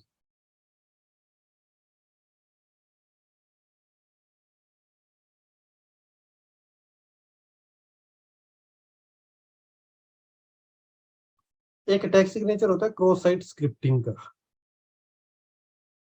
XSS। सुना है क्रॉस साइट स्क्रिप्टिंग क्या होता है? Anybody would like to tell what is cross site scripting? मतलब स्क्रिप्ट में कुछ चेंजेस करने के बाद उसका डाइवर्ट हो जाता है वो एप्लीकेशन का। हर अटैक ना लगभग लगभग लगभग आपको ऐसा लगेगा ना कि जाने पहचाने से है, मतलब सिमिलर सिमिलर से लगेंगे आपको। You are right, cross site scripting में ऐसा ही होता है। कुछ स्क्रिप्ट बना के डाल दिया, वो स्क्रिप्ट एग्जीक्यूट करवा दिया, वो स्क्रिप्ट एग्जीक्यूट होते ही इश्यूज आएगा। ओके, अब इसी तरीके से मैं अब एक और अटैक पूछूंगा थोड़ी देर में आपसे। तो वो भी आपको लगेगा कि यार इसमें और उसमें क्या अंतर है ना। बट हाँ अंतर होता है। वो अंतर क्या होता है, maybe we will talk about that. But ये छोटे छोटे अंतर ना आप लोगों को समझने हैं। तो क्रॉस साइट स्क्रिप्टिंग में जैसे अभी मोटा मोटा तो आप यही समझो कि कोई एक स्क्रिप्ट, मैलिशियस स्क्रिप्ट चलाया, चलाया नहीं चलवाया फ्रॉम द क्लाइंट, और क्लाइंट ने वो अनजाने में कुछ काम कर दिया। मतलब वो चाहता नहीं था लेकिन उसने क्लिक किया या कुछ भी किया, कुछ भी सोशल इंजीनियरिंग उसके पास हुई है ना, मैसेज पे आया या एक्सेस कैसे भी है, उसने क्लिक किया, उसने वो गलती से रन कर दिया और रन करते ही ये अटैक हो सकता है। दूसरा पाथ ट्रावर्सल्स हो सकते हैं आपके। पाथ ट्रावर्सल में क्या होता है कि देखो अगर आपका जैसे मैंने मान लो कोई abc.com खोली और abc.com में मैंने कोई पेज खोलना है ऐसा ऐसा करके, है ना, और मैं लास्ट में एडमिन पे जा रहा हूँ। अब एडमिन डायरेक्टली तो वो मुझे लॉगिन नहीं करने दे रहा है, ये पूरा पूरा ये जो यूआरएल है ये ब्लॉक किया हुआ है इससे। अब मैं कुछ टेक्निक लगा रहा हूँ है ना, और या कोई भी कुछ टेक्निक लगा रहा है कि अच्छा ये वाला यूआरएल मुझे खोलना तो है लेकिन मैं ट्रावर्स करके खोल देता हूँ, मतलब डायरेक्ट ये नहीं डालता हूँ, डालता कुछ और हूँ ताकि बाद में वही हो जाए। तो जब आपका यूआरएल क्रॉस करेगा फ्रॉम दैट डिवाइस, वो कहेगा ठीक है ये वो नहीं है, लेकिन सर्वर पे जाते ही वो URL back to the normal हो जाएगा। तो उसके लिए क्या रहता है कि वो डॉट डॉट लगा के इस तरीके से कर देते हैं कि इग्नोर दिस पार्ट, सर्वर को बोलते हैं, इससे पहले वाला जो है उसी को चलाओ। तो अगर वो वाला सारा आपने as a wild card block नहीं किया, वो कैसे होता है, probably I will come later, है ना। मैं जो बोल रहा हूँ हो सकता है सारी आपको नहीं समझ में आ रही, बट जितनी आ रही है कोई बात नहीं, उतना समझो। पाथ ट्रावर्सल करके कुछ होता है ये समझो। तो उस तरीके से हो सकता है। इवेजिंग टेक्निक्स होती हैं काफी। इवेजिंग टेक्निक्स आपकी हेल्पफुल हो सकती हैं इस अटैक को करने के लिए। ठीक है, तो हैकर जो है इन सारी टेक्निक्स का भी फायदा उठा देता है। इवेजिंग टेक्निक्स से पहले मैं आपको बताऊंगा कि दो चीजें होती हैं, बड़ी बहुत कॉमन सेंस की ये बातें हैं, आप समझ जाओगे एक ही बारे में जब मैं आपको बोल रहा हूँ। तो इवेजिंग टेक्निक्स में मैंने आपको बताया दो तरीके की चीजें होती हैं। एक एक तो होता है नॉर्मलाइजेशन, है ना, नॉर्मलाइजेशन। तो नॉर्मलाइजेशन क्या होता है, नॉर्मलाइजेशन एक प्रोसेस है। बफरिंग और नॉर्मलाइजेशन दोनों साथ में चलते हैं, बफरिंग और नॉर्मलाइजेशन। ये एक प्रोसेस है कि रिक्वेस्ट को भेजने से पहले उसको बफर करो, रोक लो उसको, अपने बफर में लेकर आओ और उसके हर पार्ट ब्रेक कर दो। हर पार्ट कैसे, part of the header, part of the body, part of the जो भी उसके है, मतलब जो भी हमारे पास सारा स्ट्रक्चर्ड है उस स्ट्रक्चर को उस तरीके से आप ब्रेक कर दो। अब उसको चेक करो कि is this part okay, is this part okay, is this part okay. मतलब वही पूरा आप ना चेक कर रहे हो उसको कि कहीं पे भी कोई अटैक सिग्नेचर तो नहीं लग रहा, कहीं पे भी कुछ ऐसी वोलेशन तो नहीं है जो नहीं होनी चाहिए थी लेकिन हो गई। यह एक बहुत इजीली जो हम ट्रैक कर लेते हैं वो बोलते हैं मेटा कैरेक्टर करके बोलते हैं। मैं आपको बाद में ये सारा का सारा दिखाऊंगा ओवर द, चलो दिखाई देता हूँ ना मैं, मेटा कैरेक्टर आ ही गया तो थोड़ा सा आपको एक बता भी देता हूँ, यू विल फील लाइक कि हाँ समझ में आ रहा है आपको। अब देखो, मान लो मैंने इस पे ना रजिस्टर किया, इस वेबसाइट पे मैंने रजिस्टर किया। तो जब आप इस पे रजिस्टर करोगे आपको नाम वाम डालना है, चलो मैं कुछ भी डाल देता हूँ, नेट मिलियन डाल देता हूँ सारा, फटाफट इसको बनाता हूँ फिर आपको दिखाता हूँ। कोई भी बर्थ डेट ले लेते हैं, कोई भी नंबर ले लेते हैं, भेजते रहो लेटर, कोई दिक्कत नहीं। होम पे जाता हूँ, इसको लॉगिन करते हैं। ओके, नेट मिलियन से लॉगिन किया।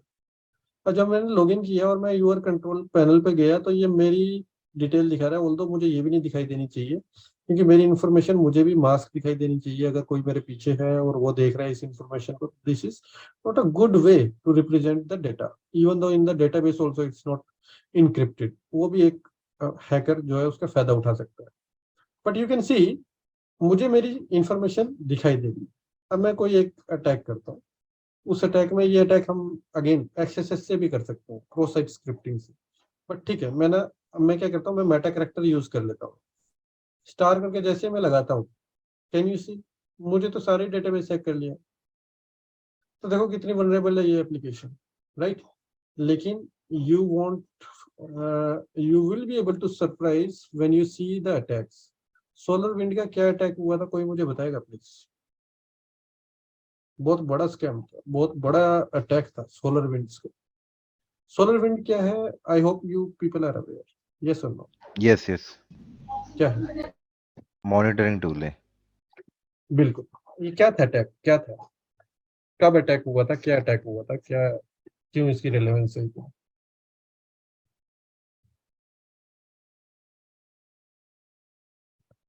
उसका जो अटैक था वो इतना सिल्ली था, देख के आपको लगेगा यार हाउ कम कि इतनी बड़ी कंपनी इतना छोटी सी मिस्टेक कर ली है। जब उस पर अटैक हुआ था तो उसके क्रेडेंशियल्स पता क्या थे? SolarWind at 123, है ना? देखो कितना सिली लगता है ना, बट लिटरली जब कोई काम ऐसा करता है उसे भी नहीं पता होता है कि यार ये काम हो गया कैसे। पहले ये सारी एप्लीकेशंस टेस्टिंग होती है, तो जब डेवलपर बना रहा है तो उसका फोकस कहाँ है कि एप्लीकेशन मेरी कंप्लीट हो जाए, विद इन SLA कंप्लीट हो जाए।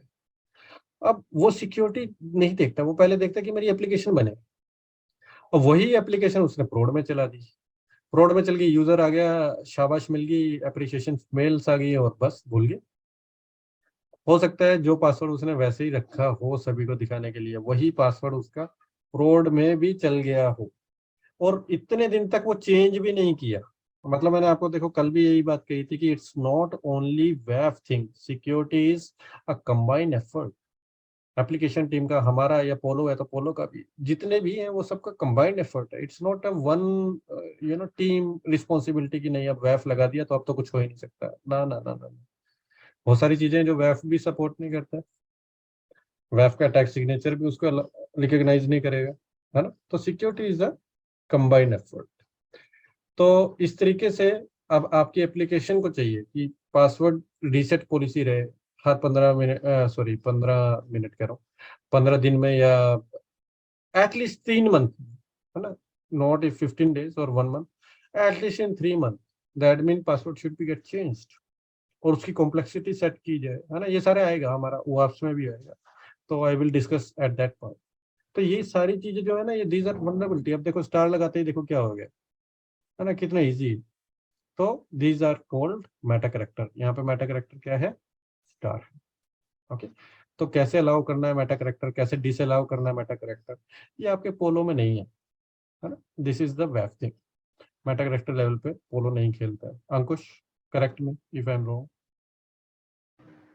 Yeah, correct, sir. ओके, तो these all are the things. ठीक है, अभी हम फोर्थ वनरेबिलिटी को बात करते हैं, लेकिन उससे पहले एक क्विक ब्रेक ले लेते हैं 10 मिनट की प्लीज। आप सारे अलग अलग उससे हो, मे बी कंट्रीज से, तो अपनी वॉचेस अपने अकॉर्डिंग सेट कर लेना। It is 1611 my side. बोलते हैं इनसिक्योर डिजाइन। इसी तरीके से ना इसकी जो भाई बहन है, मैंने आपको बोला था कि कुछ चीजें ना आपको बड़ी एकदम सेम सी लगेंगी। जो इससे नेक्स्ट चीज है उसे बोलते हैं सिक्योरिटी मिसकॉन्फ़िगरेशन। Security misconfiguration. और इसके अलावा जो तीसरी है आपकी, मतलब देखो ये तीनों ना आपको ऐसा लगेगा कि यार ये तीनों तो बिल्कुल एकदम डिट्टो सेम सेम सी ही हैं, तो वो मिलती जुलती ही हैं। I agree. उसे बोलते हैं वनरेबल कंपोनेंट्स, और हाँ आउटडेटेड, वनरेबल आउटडेटेड कंपोनेंट्स।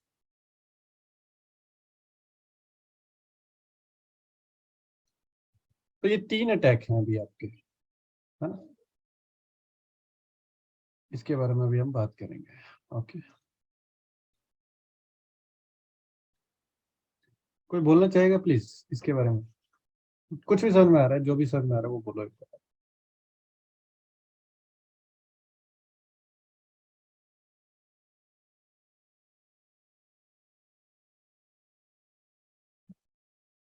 क्या होता है इनसिक्योर डिजाइन? क्या होता है?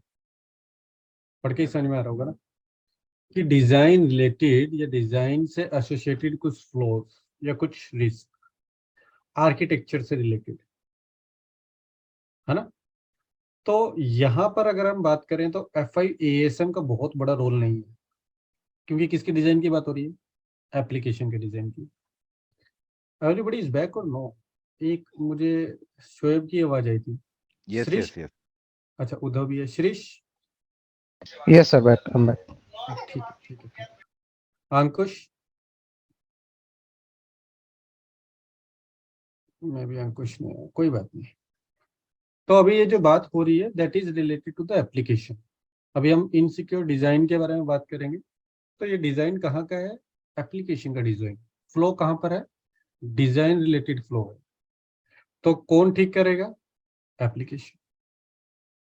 ओके, तो आपको अपनी प्रोटेक्ट करनी है application regarding the insecure design, तो उसके लिए क्या करना पड़ेगा, जैसे ही आपकी डिजाइन बननी शुरू होती है एप्लीकेशन की, एट दैट टाइम आपको डिफाइन करना पड़ेगा सिक्योरिटी चेक्स, रूल्स, ACLs अगर आप कुछ लगाते हो तो उस तरीके से, थ्रेट मॉडलिंग अगर आप कुछ यूज करते हो, असेसमेंट मॉडलिंग कुछ यूज करते हो, है ना।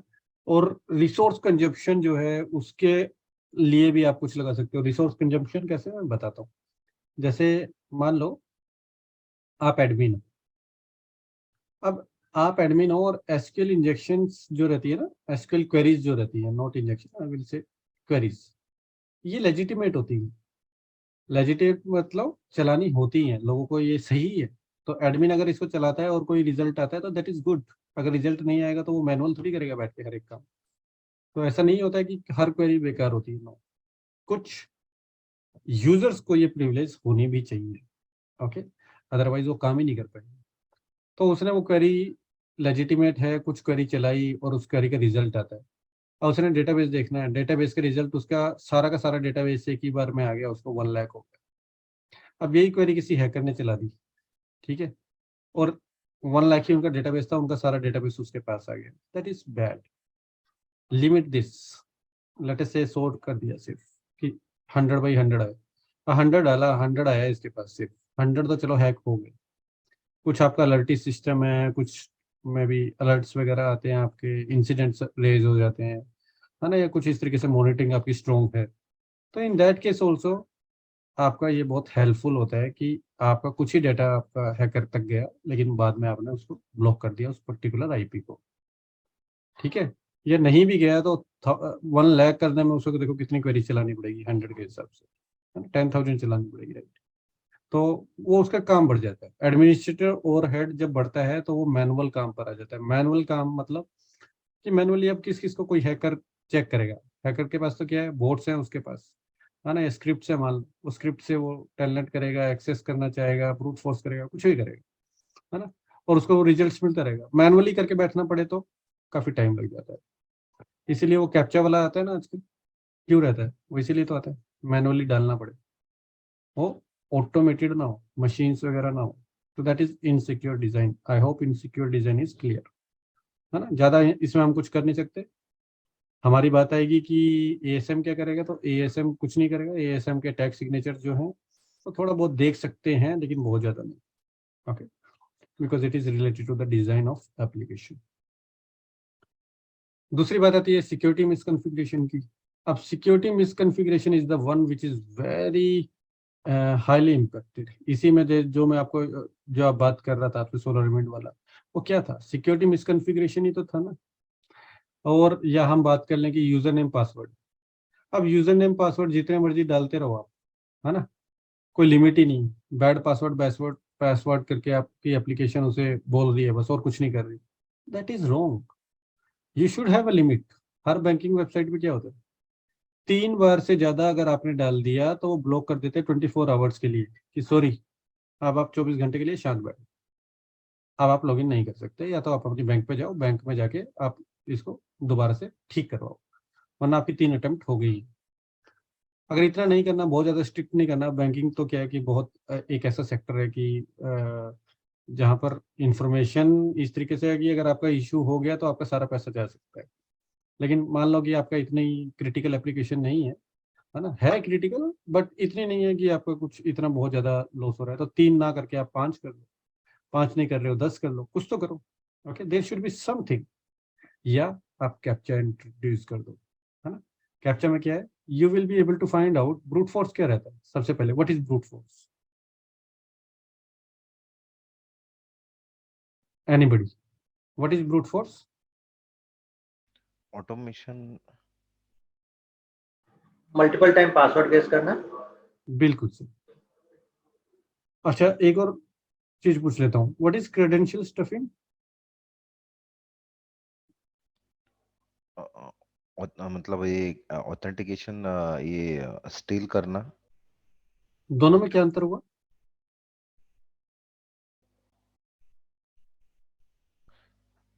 ब्रूट फोर्स मतलब मल्टीपल टाइम्स पासवर्ड को ये करना, ट्राई करना, और क्रेडेंशियल मतलब वो स्टील करना, चुराना वो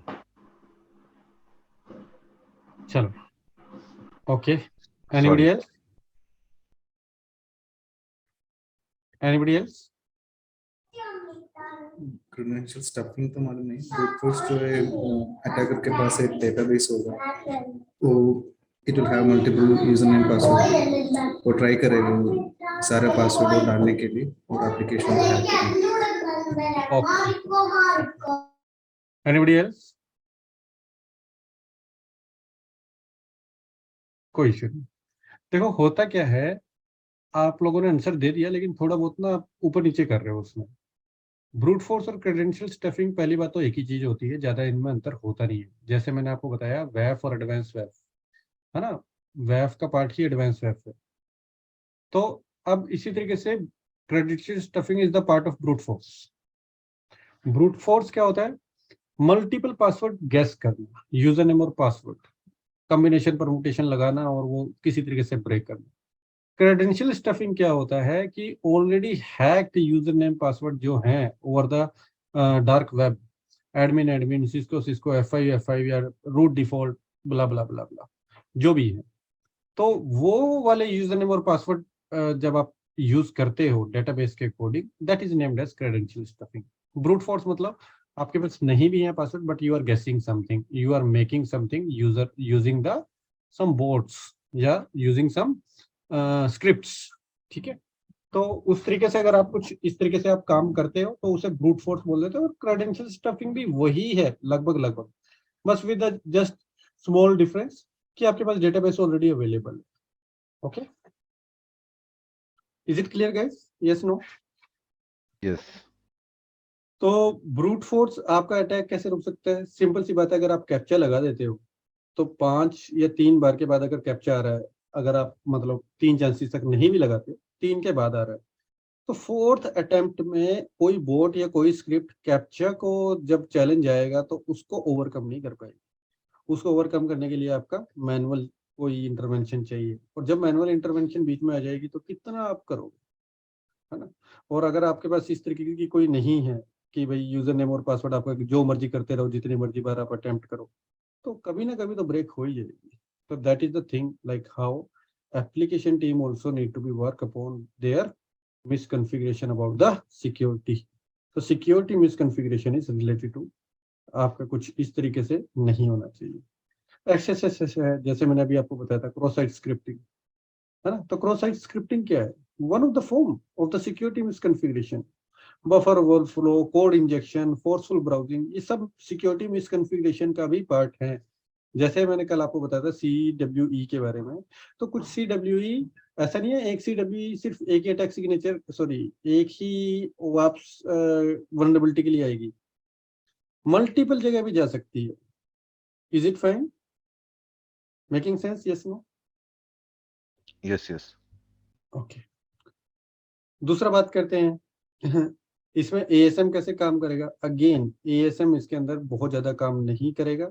ASM अटैक सिग्नेचर से हेल्प करेगा, या URL के बेसिस पे हम कर सकते हैं, URL फ्लो इन्फोर्समेंट कर सकते हैं, या मेथड्स के बेसिस पे हम रोक सकते हैं। पुश रोक, जैसे पुश नहीं, मान लो ऑप्शन है, ऑप्शन रोक दिया, या कुछ ही हमने अलाउ किए, बाकी मेथड्स हमने अलाउ ही नहीं किए। फाइल टाइप को डिसअलाउ मार सकते हैं हम, URLs को अलाउ डिसअलाउ खेल सकते हैं। तो उस तरीके से हम खेल सकते हैं, ऐसा नहीं है, लेकिन इट्स नॉट कंप्लीट श्योरिटी कि उसके बाद आपका वो रुक ही जाएगा। आपको with respect to the application भी काम करना पड़ेगा। इसी तरीके से आप ये जो अटैक देख रहे हो, next attack vulnerable outdated component, it is the same. क्या कह रहा है ये? एनीबॉडी पढ़ के ही समझ में आ रहा है ना?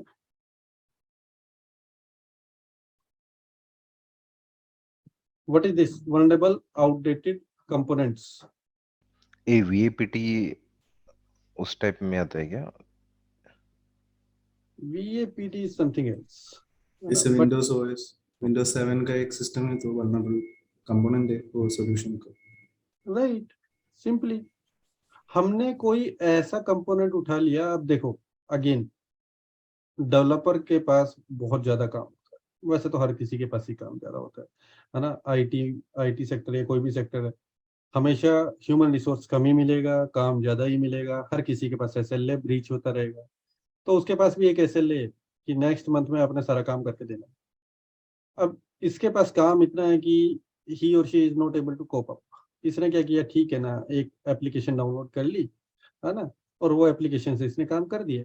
अब वो काम तो हो गया, है ना, एप्लीकेशन चल गई, दूसरी स्क्रिप्ट से एप्लीकेशन चल गई, इसकी जो एप्लीकेशन ये बना रहा था, but there was some vulnerability for that particular application, जो कि आपकी नई एप्लीकेशन ये जो डिप्लॉय कर रहा था उसके अंदर आई, उस स्क्रिप्ट को यूज करके जो ये एप्लीकेशन डेवलप कर रहा था उसके अंदर वल्नरेबिलिटी आई, या कस्टमर पैसे ही नहीं दे रहा कि नहीं नहीं मेरे पास पैसा नहीं है। अब वो कहता है ठीक है, नहीं पैसे तो मैं फ्री रिसोर्स यूज कर लेता हूँ।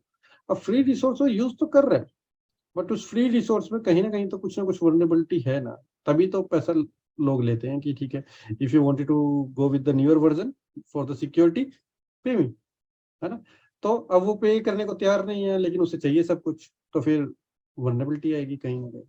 तो जब वल्नरेबिलिटीज आपकी इस तरीके के कंपोनेंट्स यूज करने से आती है, उसको बोलते हैं वल्नरेबल आउटडेटेड कंपोनेंट्स, कि ऐसे कंपोनेंट्स आप यूज कर चुके हो जिसकी वजह से आपकी वल्नरेबिलिटी आ रही है। अगेन कौन ठीक करेगा इसको?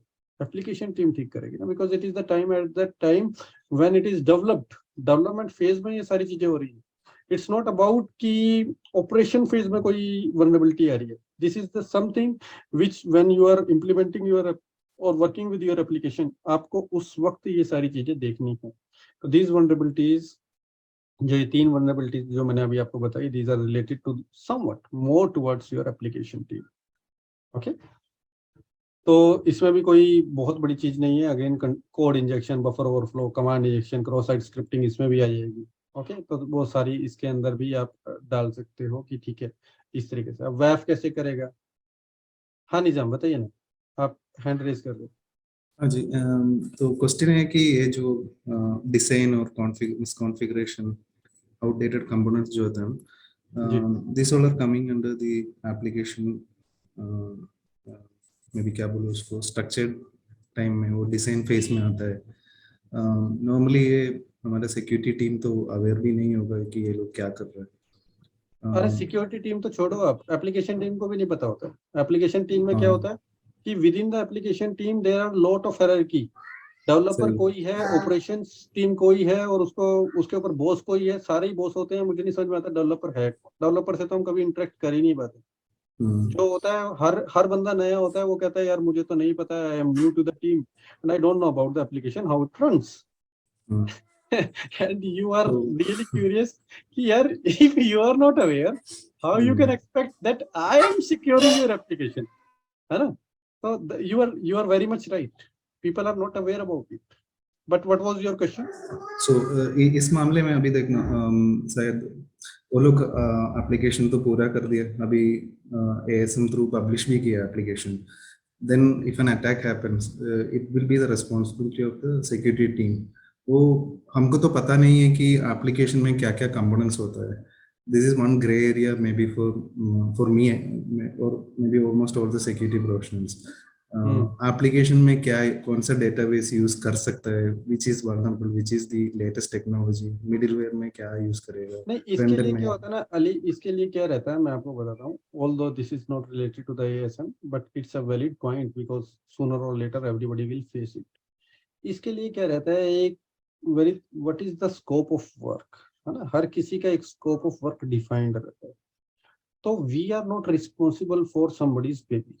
अब वो कैसे आपने बनाया है, you should be responsible for that. You means application team, तो application team should be responsible for that. अगर कल को कुछ इस तरीके से एक्सपोज्ड हो रहा है तो it's not the responsibility of वेफ people at all, है ना। It's for everybody. It's a very valid question. कल को जब आप वेफ पे काम करोगे तो ऐसे क्वेश्चंस आपके पास भी आ सकते हैं, ठीक है। तो you need to be very much aware कि ये जो डिफाइन कर रहा है इस प्रोसेस को, आपकी जो टीम है, कोई भी ऐसी टीम, एक there should be a team. हाँ, एक टीम रहती है, उसे ये सर हम बोल देते हैं, कुछ भी बोल देते हैं XYZ।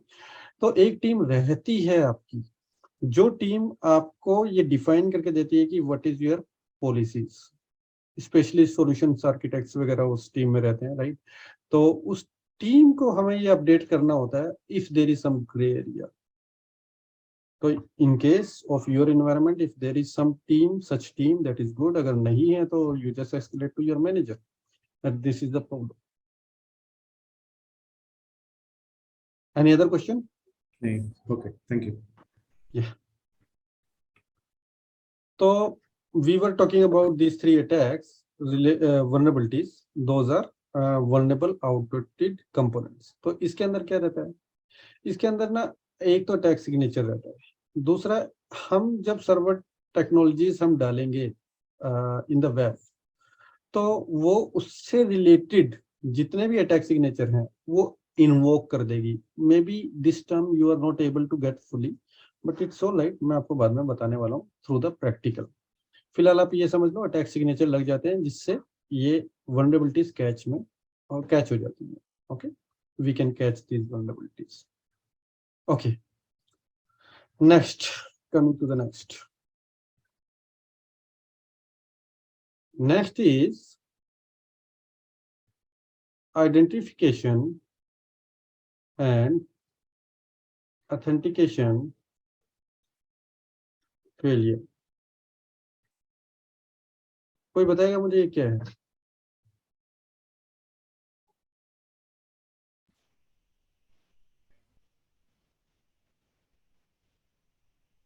ऑथेंटिकेशन मतलब जो जिस टाइप के एक्सेस दिया है वह है वो फेलियर होना, मतलब आइडेंटिफिकेशन मतलब जिस यूजर को दिया है वो मतलब वो गलत इस्तेमाल करना, समथिंग हमने इतना हो फर्स्ट किया था, first that was related to the authorization, है ना, अथराइजेशन.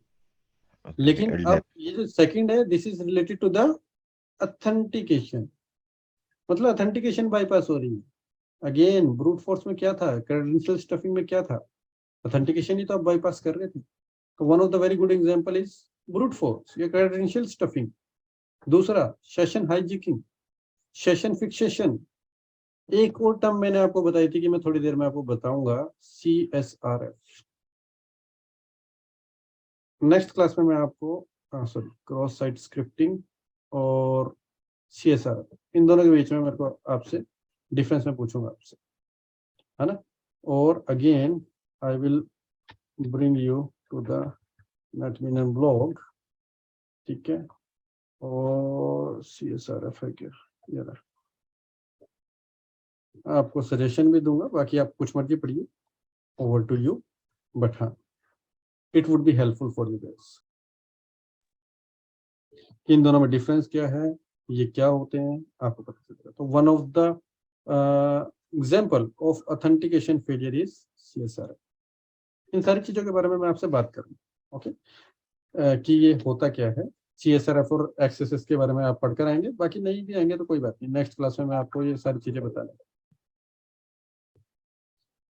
ओके, तो अब मैंने आपको बताया कि ये होता कब है. It depends on user identity या ऑथेंटिकेशन के बेसिस पे डिपेंड करेगा कि ऑथेंटिकेशन उसको थी नहीं लेकिन उसको ऑथेंटिकेशन मिल गई, किसी तरीके से उसको एक्सप्लॉइट कर लिया उसने और आइडेंटिफिकेशन ऑथेंटिकेशन फेलियर उसने कर दिया. पासवर्ड कंप्रोमाइज था, जैसे सोलरविंड का मैंने आपको बताया था. कीज उसको मिल गई हैं या सेशन टोकन्स उसको मिल गए हैं, क्योंकि देखो आजकल क्या रहता है कि आजकल things are working on your calls. Which kind of calls, API calls, REST API calls. तो उसमें क्या रहता है, सेशन टोकन मिलते हैं या कीज मिलती हैं. तो किसी को सेशन टोकन मिल गया या कीज मिल गई, बिट लाइक योर पासवर्ड्स. जो पासवर्ड्स के हमारे, हम क्या करते हैं, यूजर नेम पासवर्ड में क्या डालते हैं, हम क्रेडेंशियल्स में हम क्या डालते हैं, यूजर नेम पासवर्ड डालते हैं, राइट. सिमिलरली उसमें क्या चलता है, उसमें टोकन्स यूज हो जाते हैं या उसके अंदर आपके जो यूज हो जाते हैं उसे बोलते हैं कीज, सेशन कीज या टोकन्स. ओके, तो टोकन्स अगर किसी ने चुरा लिया तो आपके ऑथेंटिकेशन की प्रॉब्लम हो सकती है. So that is how your session hijacking can come into the picture. That is how your brute force protection come into the picture. CSRF protection come into the picture. ये login enforcement आप उस पर लगा सकते हो. ये सारी चीजें आप लगा के इसको ब्रेक कर सकते हो. अगेन ये कैसे लगानी है वो हम प्रैक्टिकल करेंगे, लेकिन बाद में, आज की क्लास में नहीं. ओके, बट हाँ मैंने आपको थोड़ा सा जो ओवरव्यू देना था इसके बारे में, I hope that is clear. Any doubt about it? No. ये थोड़ा सा ना थ्योरेटिकल ज़्यादा है, क्योंकि हम इसमें ज़्यादा कर भी नहीं सकते हैं ना। डेटा इंटीग्रिटी फेलियर, एक ये भी है, ये भी अगेन थोड़ा सा थ्योरेटिकल ही है। ये पहले इनसिक्योर डीसीरियलाइजेशन के नाम से जाना जाता था, अब इसका थोड़ा सा नाम चेंज कर दिया। तो सीरियलाइजेशन और डीसीरियलाइजेशन आप लोगों को समझा देता हूँ। एक जगह से जब डेटा आपका दूसरी जगह पर जा रहा है ना, कहीं कहीं से तो वो घूम के जाएगा ही ना, क्लाइंट से सर्वर पे जाएगा तो सारा कुछ होता है। तो जब आप एक जगह से दूसरी जगह जाते हो तो आप क्या करते हो, आप सर्विस यूज करते हो जो आपकी एक जगह पे पैक करता है और दूसरी जगह पे अनपैक करता है ना। तो इस तरीके से ही जब आपका डेटा जाता है तो वो पैकिंग और अनपैकिंग होता है। इस टर्म को बोल देते हैं सीरियलाइजेशन, इस टर्म को बोल देते हैं डीसीरियलाइजेशन। डीसीरियलाइजेशन लाइजेशन। तो डीसीरियलाइजेशन के वक्त क्या रहता है कि आपका डेटा जो है वो टेम्पर्ड हो जाता है। हैकर क्या करता है, hacker will just tamper at this place. अलग अलग उसको एक्सप्लॉइट करने के अलग अलग उनके तरीके रहते हैं। Again I am also not aware वो उसको कैसे एक्सप्लॉइट करता है, क्या स्क्रिप्ट चलाता है क्या नहीं चलाता है। बट आई एम अवेयर कि हमारी तरफ से अगर हमने एएसएम से ब्लॉक करना है तो एएसएम में इन्फोर्स कर सकते हैं कुकीज को, अटैक सिग्नेचर इस पे काम करेगा, कंटेंट प्रोफाइल्स इस पे काम करेगी। तो ये सारी चीजें हम लगा सकते हैं। तो when we are talking about software and data integrity failures या इनसिक्योर डीसीरियलाइजेशन के बारे में बात करूं, तो we need to think about the content profiles, we need to think about the cookies enforcement. तो ये सारी चीजें मैं आपको समझाने भी वाला हूँ, बताने भी वाला हूँ in our classes. Okay, next attack. बहुत जनरल लगेगा, आपको लगेगा कि यार ये तो कोई अटैक होना ही नहीं चाहिए, बट बिलीव मी बहुत जगह ये अटैक होता है और people are not able to recognize even. ये बड़ी सी ऐसी टर्म लगेगी ना कि यार ये तो होता ही है ना, ये क्या है, ये कोई अटैक थोड़ी है। कोई बताएगा मुझे ये क्या लिखा है मैंने, security logging and monitoring failures. मेरी हैंड राइटिंग बहुत अच्छी नहीं है तो मैं वो समझा देता हूँ आपको, लेकिन इसका मतलब क्या हुआ security logging and monitoring failures.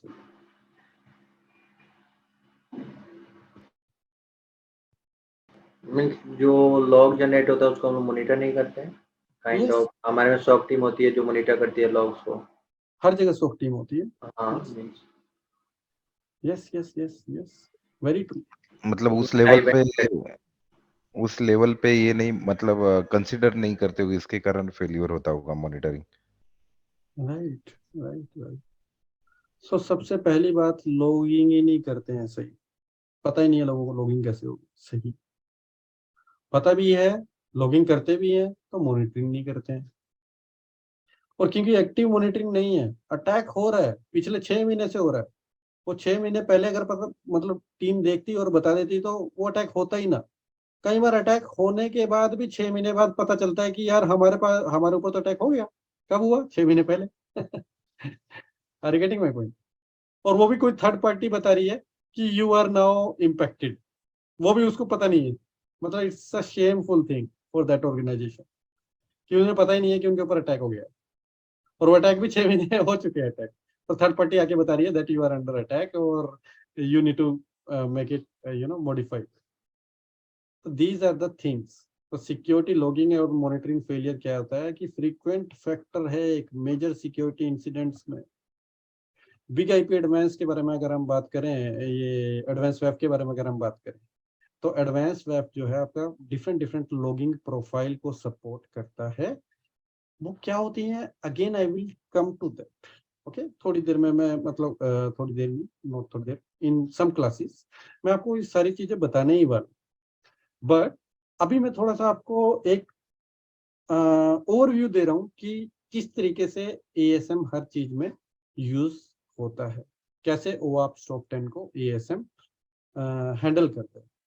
तो जैसे आप भी अलग अलग प्रोफाइल्स बनती हैं। अब आप बोर्ड डिफेंस कर रहे हो तो बोर्ड डिफेंस की अलग बनेगी। ओके, आप डोस लगा रहे हो तो डोस की अलग बनेगी। तो यू शुड बी अवेयर। दूसरा, आप जब भी आप कोई भी वो करते हो, क्या कहते हैं, किसी भी कोई भी डिवाइस हो ना, इसका कुछ बफर साइज होता है। ठीक है, बफर साइज होता है। अब मान लो कितनी है, 10K मान लो, 10K लाइन से सपोर्ट कर सकता है। अब आपके लोग आते जा रहे हैं, आते जा रहे हैं, आते जा रहे हैं, आते जा रहे हैं, वो मीनिंगफुल है। अब 10K के बाद आप ओवरराइड कर रहे हो, that is not a good practice. You should have a syslog server और समथिंग, राइट, जहां पर आपका जा रहा है। Again there should be some kind of monitoring over there, proper वहां पर मॉनिटरिंग होनी चाहिए। Like Ankush you were saying SOC team, so there is a dedicated SOC team and these people are really very educated। ऐसा नहीं है वो simple monitor कर रहे हैं और बस। जब वो इंसिडेंट रेज करते हैं तो they should be aware, they people are good in automation, क्योंकि इनको सारा देखना है कि हाँ कौन सी डिवाइसेस है, कितनी डिवाइसेस है, not only web related to everything, they should be aware about. They should be a senior people कि अगर कोई अटैक कल को हो रहा है और ओवर द वेब इसके बारे में इंफॉर्मेशन है, तो they should tell to the web team और टू द पोलो टीम और to the any team that okay guys, this is the vulnerability जो नई मार्केट में आई है। You should in advance do the protection. तो इन अटैक को जो एक ही दम आते हैं उन्हें बोलते हैं जीरो डे अटैक। क्या बोलते हैं?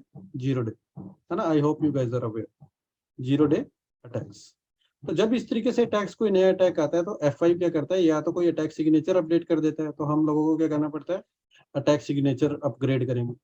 या अगर बहुत ज्यादा ही कुछ बड़ा है, F5 नहीं कर पा रहा अटैक सिग्नेचर से, तो वो क्या कर देगा, नई रिलीज निकाल देगा, मतलब iOS नई आ जाएगी, है ना। ISO फाइल, सॉरी iOS इसको थोड़ा मुंह पे बैठा हुआ है, तो ISO फाइल आपको डाउनलोड करके again you need to upgrade the device. Getting this point? So बड़ा कॉमन सेंस है, लेकिन हाँ इंपॉर्टेंट है, no doubt. Perfect. Last OAups, आज का हमारा टॉपिक OAups का ही था, तो OAups, let me finish OAups। Last आपका रहता है SSRF। इससे मिलता जुलता ही मैंने आपको बताया था CSRF। क्या होता है जी CSRF? एनीबॉडी? अच्छा, मैंने बताया नहीं, मैंने ये काम दिया था ना आपको कि XSS और CSRF में आपने पढ़ कर आना है, कोई बात नहीं। क्रॉस साइट रिक्वेस्ट फोर्जरी बोलते हैं उसको, ठीक है। तो वो इस तरीके से होता है कि हम क्लाइंट से काम करवा लेते हैं और क्लाइंट अननोइंगली वो काम कर देता है। XSS से बहुत मिलता जुलता है, लेकिन थोड़ा सा उसमें अंतर है, वो मैं आपको समझाऊंगा बाद में, अगली क्लास में। SSRF थोड़ा सा इससे उल्टा है, ये क्रॉस साइट है, not client site, okay, cross site. ये सर्वर साइड है, लेकिन सर्वर साइड, सर्वर साइड, बाकी रिक्वेस्ट फोर्जरी दोनों में same. What do you mean by forgery? जोर जबरदस्ती, है ना। तो मतलब रिक्वेस्ट करवा रहे हैं लेकिन जोर जबरदस्ती करवा रहे हैं, मतलब वो नहीं करना चाह रहा लेकिन हम करवा रहे हैं। तो वहां पे हम क्लाइंट साइड करवा रहे थे, यहाँ पर हम किसकी साइड करवा रहे हैं, server side. Are you getting my point? अब वो कैसे करवा रहे हैं, सर्वर को भी नहीं पता वो कर रहा है, लेकिन हम करवा दे रहे हैं, है ना। मतलब हम नहीं, हैकर करवा दे रहा है। तो कैसे करवा दे रहा है? हैकर को कुछ टेक्निक्स पता चल गई कि ये इश्यू है सर्वर पे। अब वो वेब एप्लीकेशन पे जाता है, वेब एप्लीकेशन पे जाता है, वेब एप्लीकेशन पे उसको लॉगिन मिल जाता है, लॉगिन करता है वो एज अ गेस्ट, लॉगिन कर दिया उसने, ठीक है। वेब एप्लीकेशन पे जाके कोई एक स्क्रिप्ट चला देगा। अब वेब एप्लीकेशन जाएगी SQL पे, डेटाबेस पे। SQL स्क्रिप्ट को एक्सेप्ट कर लेगा, क्योंकि इसके लिए ये क्लाइंट से नहीं आ रही है, ये वेब एप्लीकेशन से आ रही है। अब ये वेब एप्लीकेशन को वो डाटा दे देगा, और यहाँ से ये बैठे ही हुए हैं भाई साहब स्टोर करने के लिए इंफॉर्मेशन, सेंसिटिव डाटा यूजर, है ना। तो सेंसिटिव यूजर डाटा जो भी था वो इसने उठाया और निकल लिया, इनका काम पूरा। किससे काम करवा दिया? Over server to server. कि ठीक है, आप मेरी बात नहीं मानोगे, अपने सर्वर की तो बात मानोगे ना, ओके। तो इस तरीके से ये कुछ चीजें रहती हैं जिससे आप क्या करते हो, आप over the server, you are sitting on the server and you can just, और hacker is sitting on the server and can do a lot of things. तो ये एक SSRF एक फीचर आया है, नया आया है, 16 वर्जन के बाद ही है। तो ये एक यूज किया जा सकता है आपका over the web. Is it fine?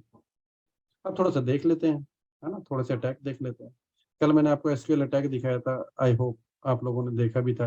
तो SQL अटैक तो आप सभी ने देख ही लिया होगा, राइट। एक छोटी सी क्वेरी है, वो द इंटरनेट मिल जाती है ना। वो क्वेरी ज़्यादा कुछ नहीं बताती, यही बताती है कि अगर ये ट्रू है तो मुझे कुछ जो भी डिटेल्स निकलती हैं वो डिटेल दे दो, अगर ट्रू नहीं है तो कोई बात नहीं। जैसे मैंने आपको कल जो करके दिखाया था, वो करके दिखाया था PHP ऑक्शन वेब पे, if I am not wrong.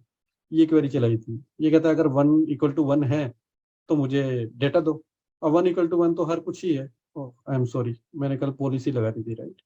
तो ये इसने ब्लॉक कर दिया वेब ने। क्या करें, पॉलिसी हटा देते हैं, और क्या करना है, पॉलिसी हटा देते हैं। ये पॉलिसी कैसे लगाई, ये पॉलिसी कैसे ब्रेक हुई, डोंट वरी अबाउट दैट, ये सारा मैं बताऊंगा आपको बाद में, है ना। पॉलिसी के बारे में भी अभी बताना है। ASM अभी स्टार्ट नहीं हुआ है। अगेन, ASM से पहले मैं आपको थोड़ा बहुत मेन चीजें बता रहा हूँ, जिससे आपको ASM के बारे में पता चले कि इंपॉर्टेंस क्या है ASM।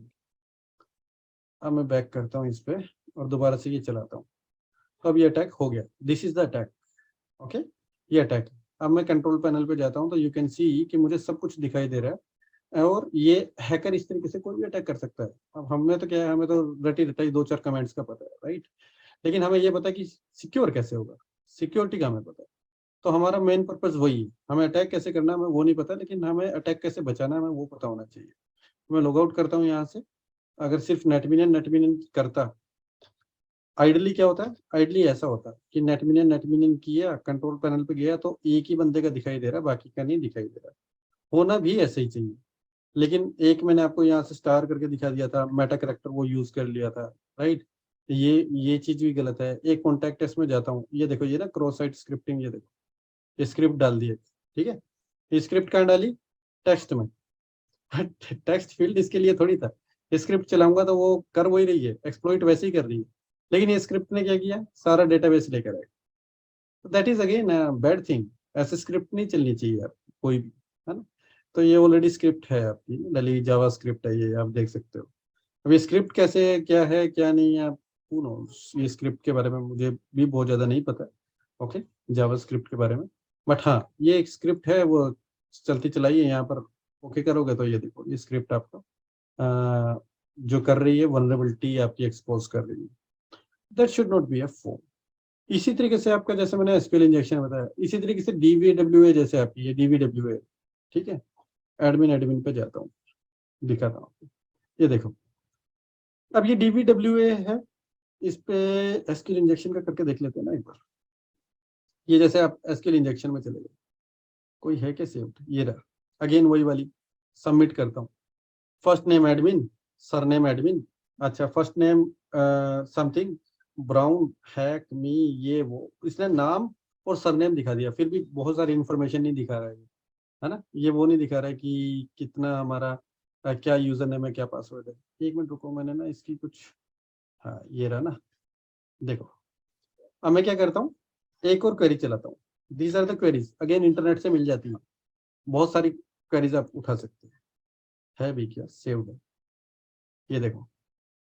ये मैंने क्वेरी चलाई, इसने फर्स्ट नेम बताया, सरनेम बताया और पासवर्ड बताया। 3 चीजें दे दी इसने, है ना। फर्स्ट नेम, सरनेम एंड ये है पासवर्ड, ये पासवर्ड बताया। अगेन पासवर्ड इनक्रिप्टेड है, बट इसको ब्रेक किया जा सकता है, देखो।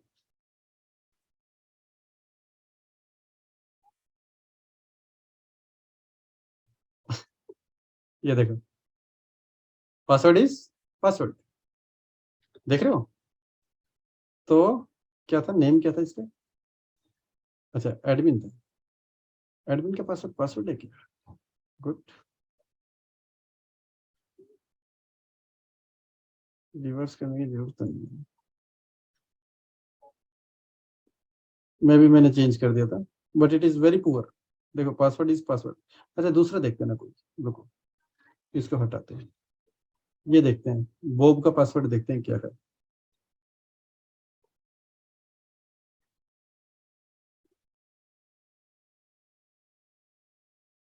इसका भी पासवर्ड पासवर्ड है कि रिवर्स ही नहीं कर रहे। एक मिनट होल्ड करना।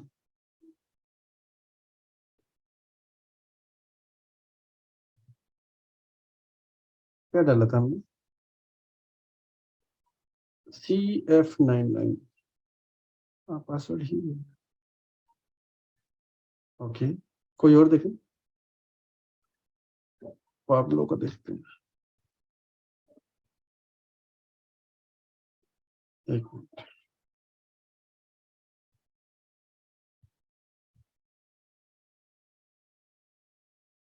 हाँ ठीक है ना, ये देखो लेट मी इन, इसका पासवर्ड कुछ और है।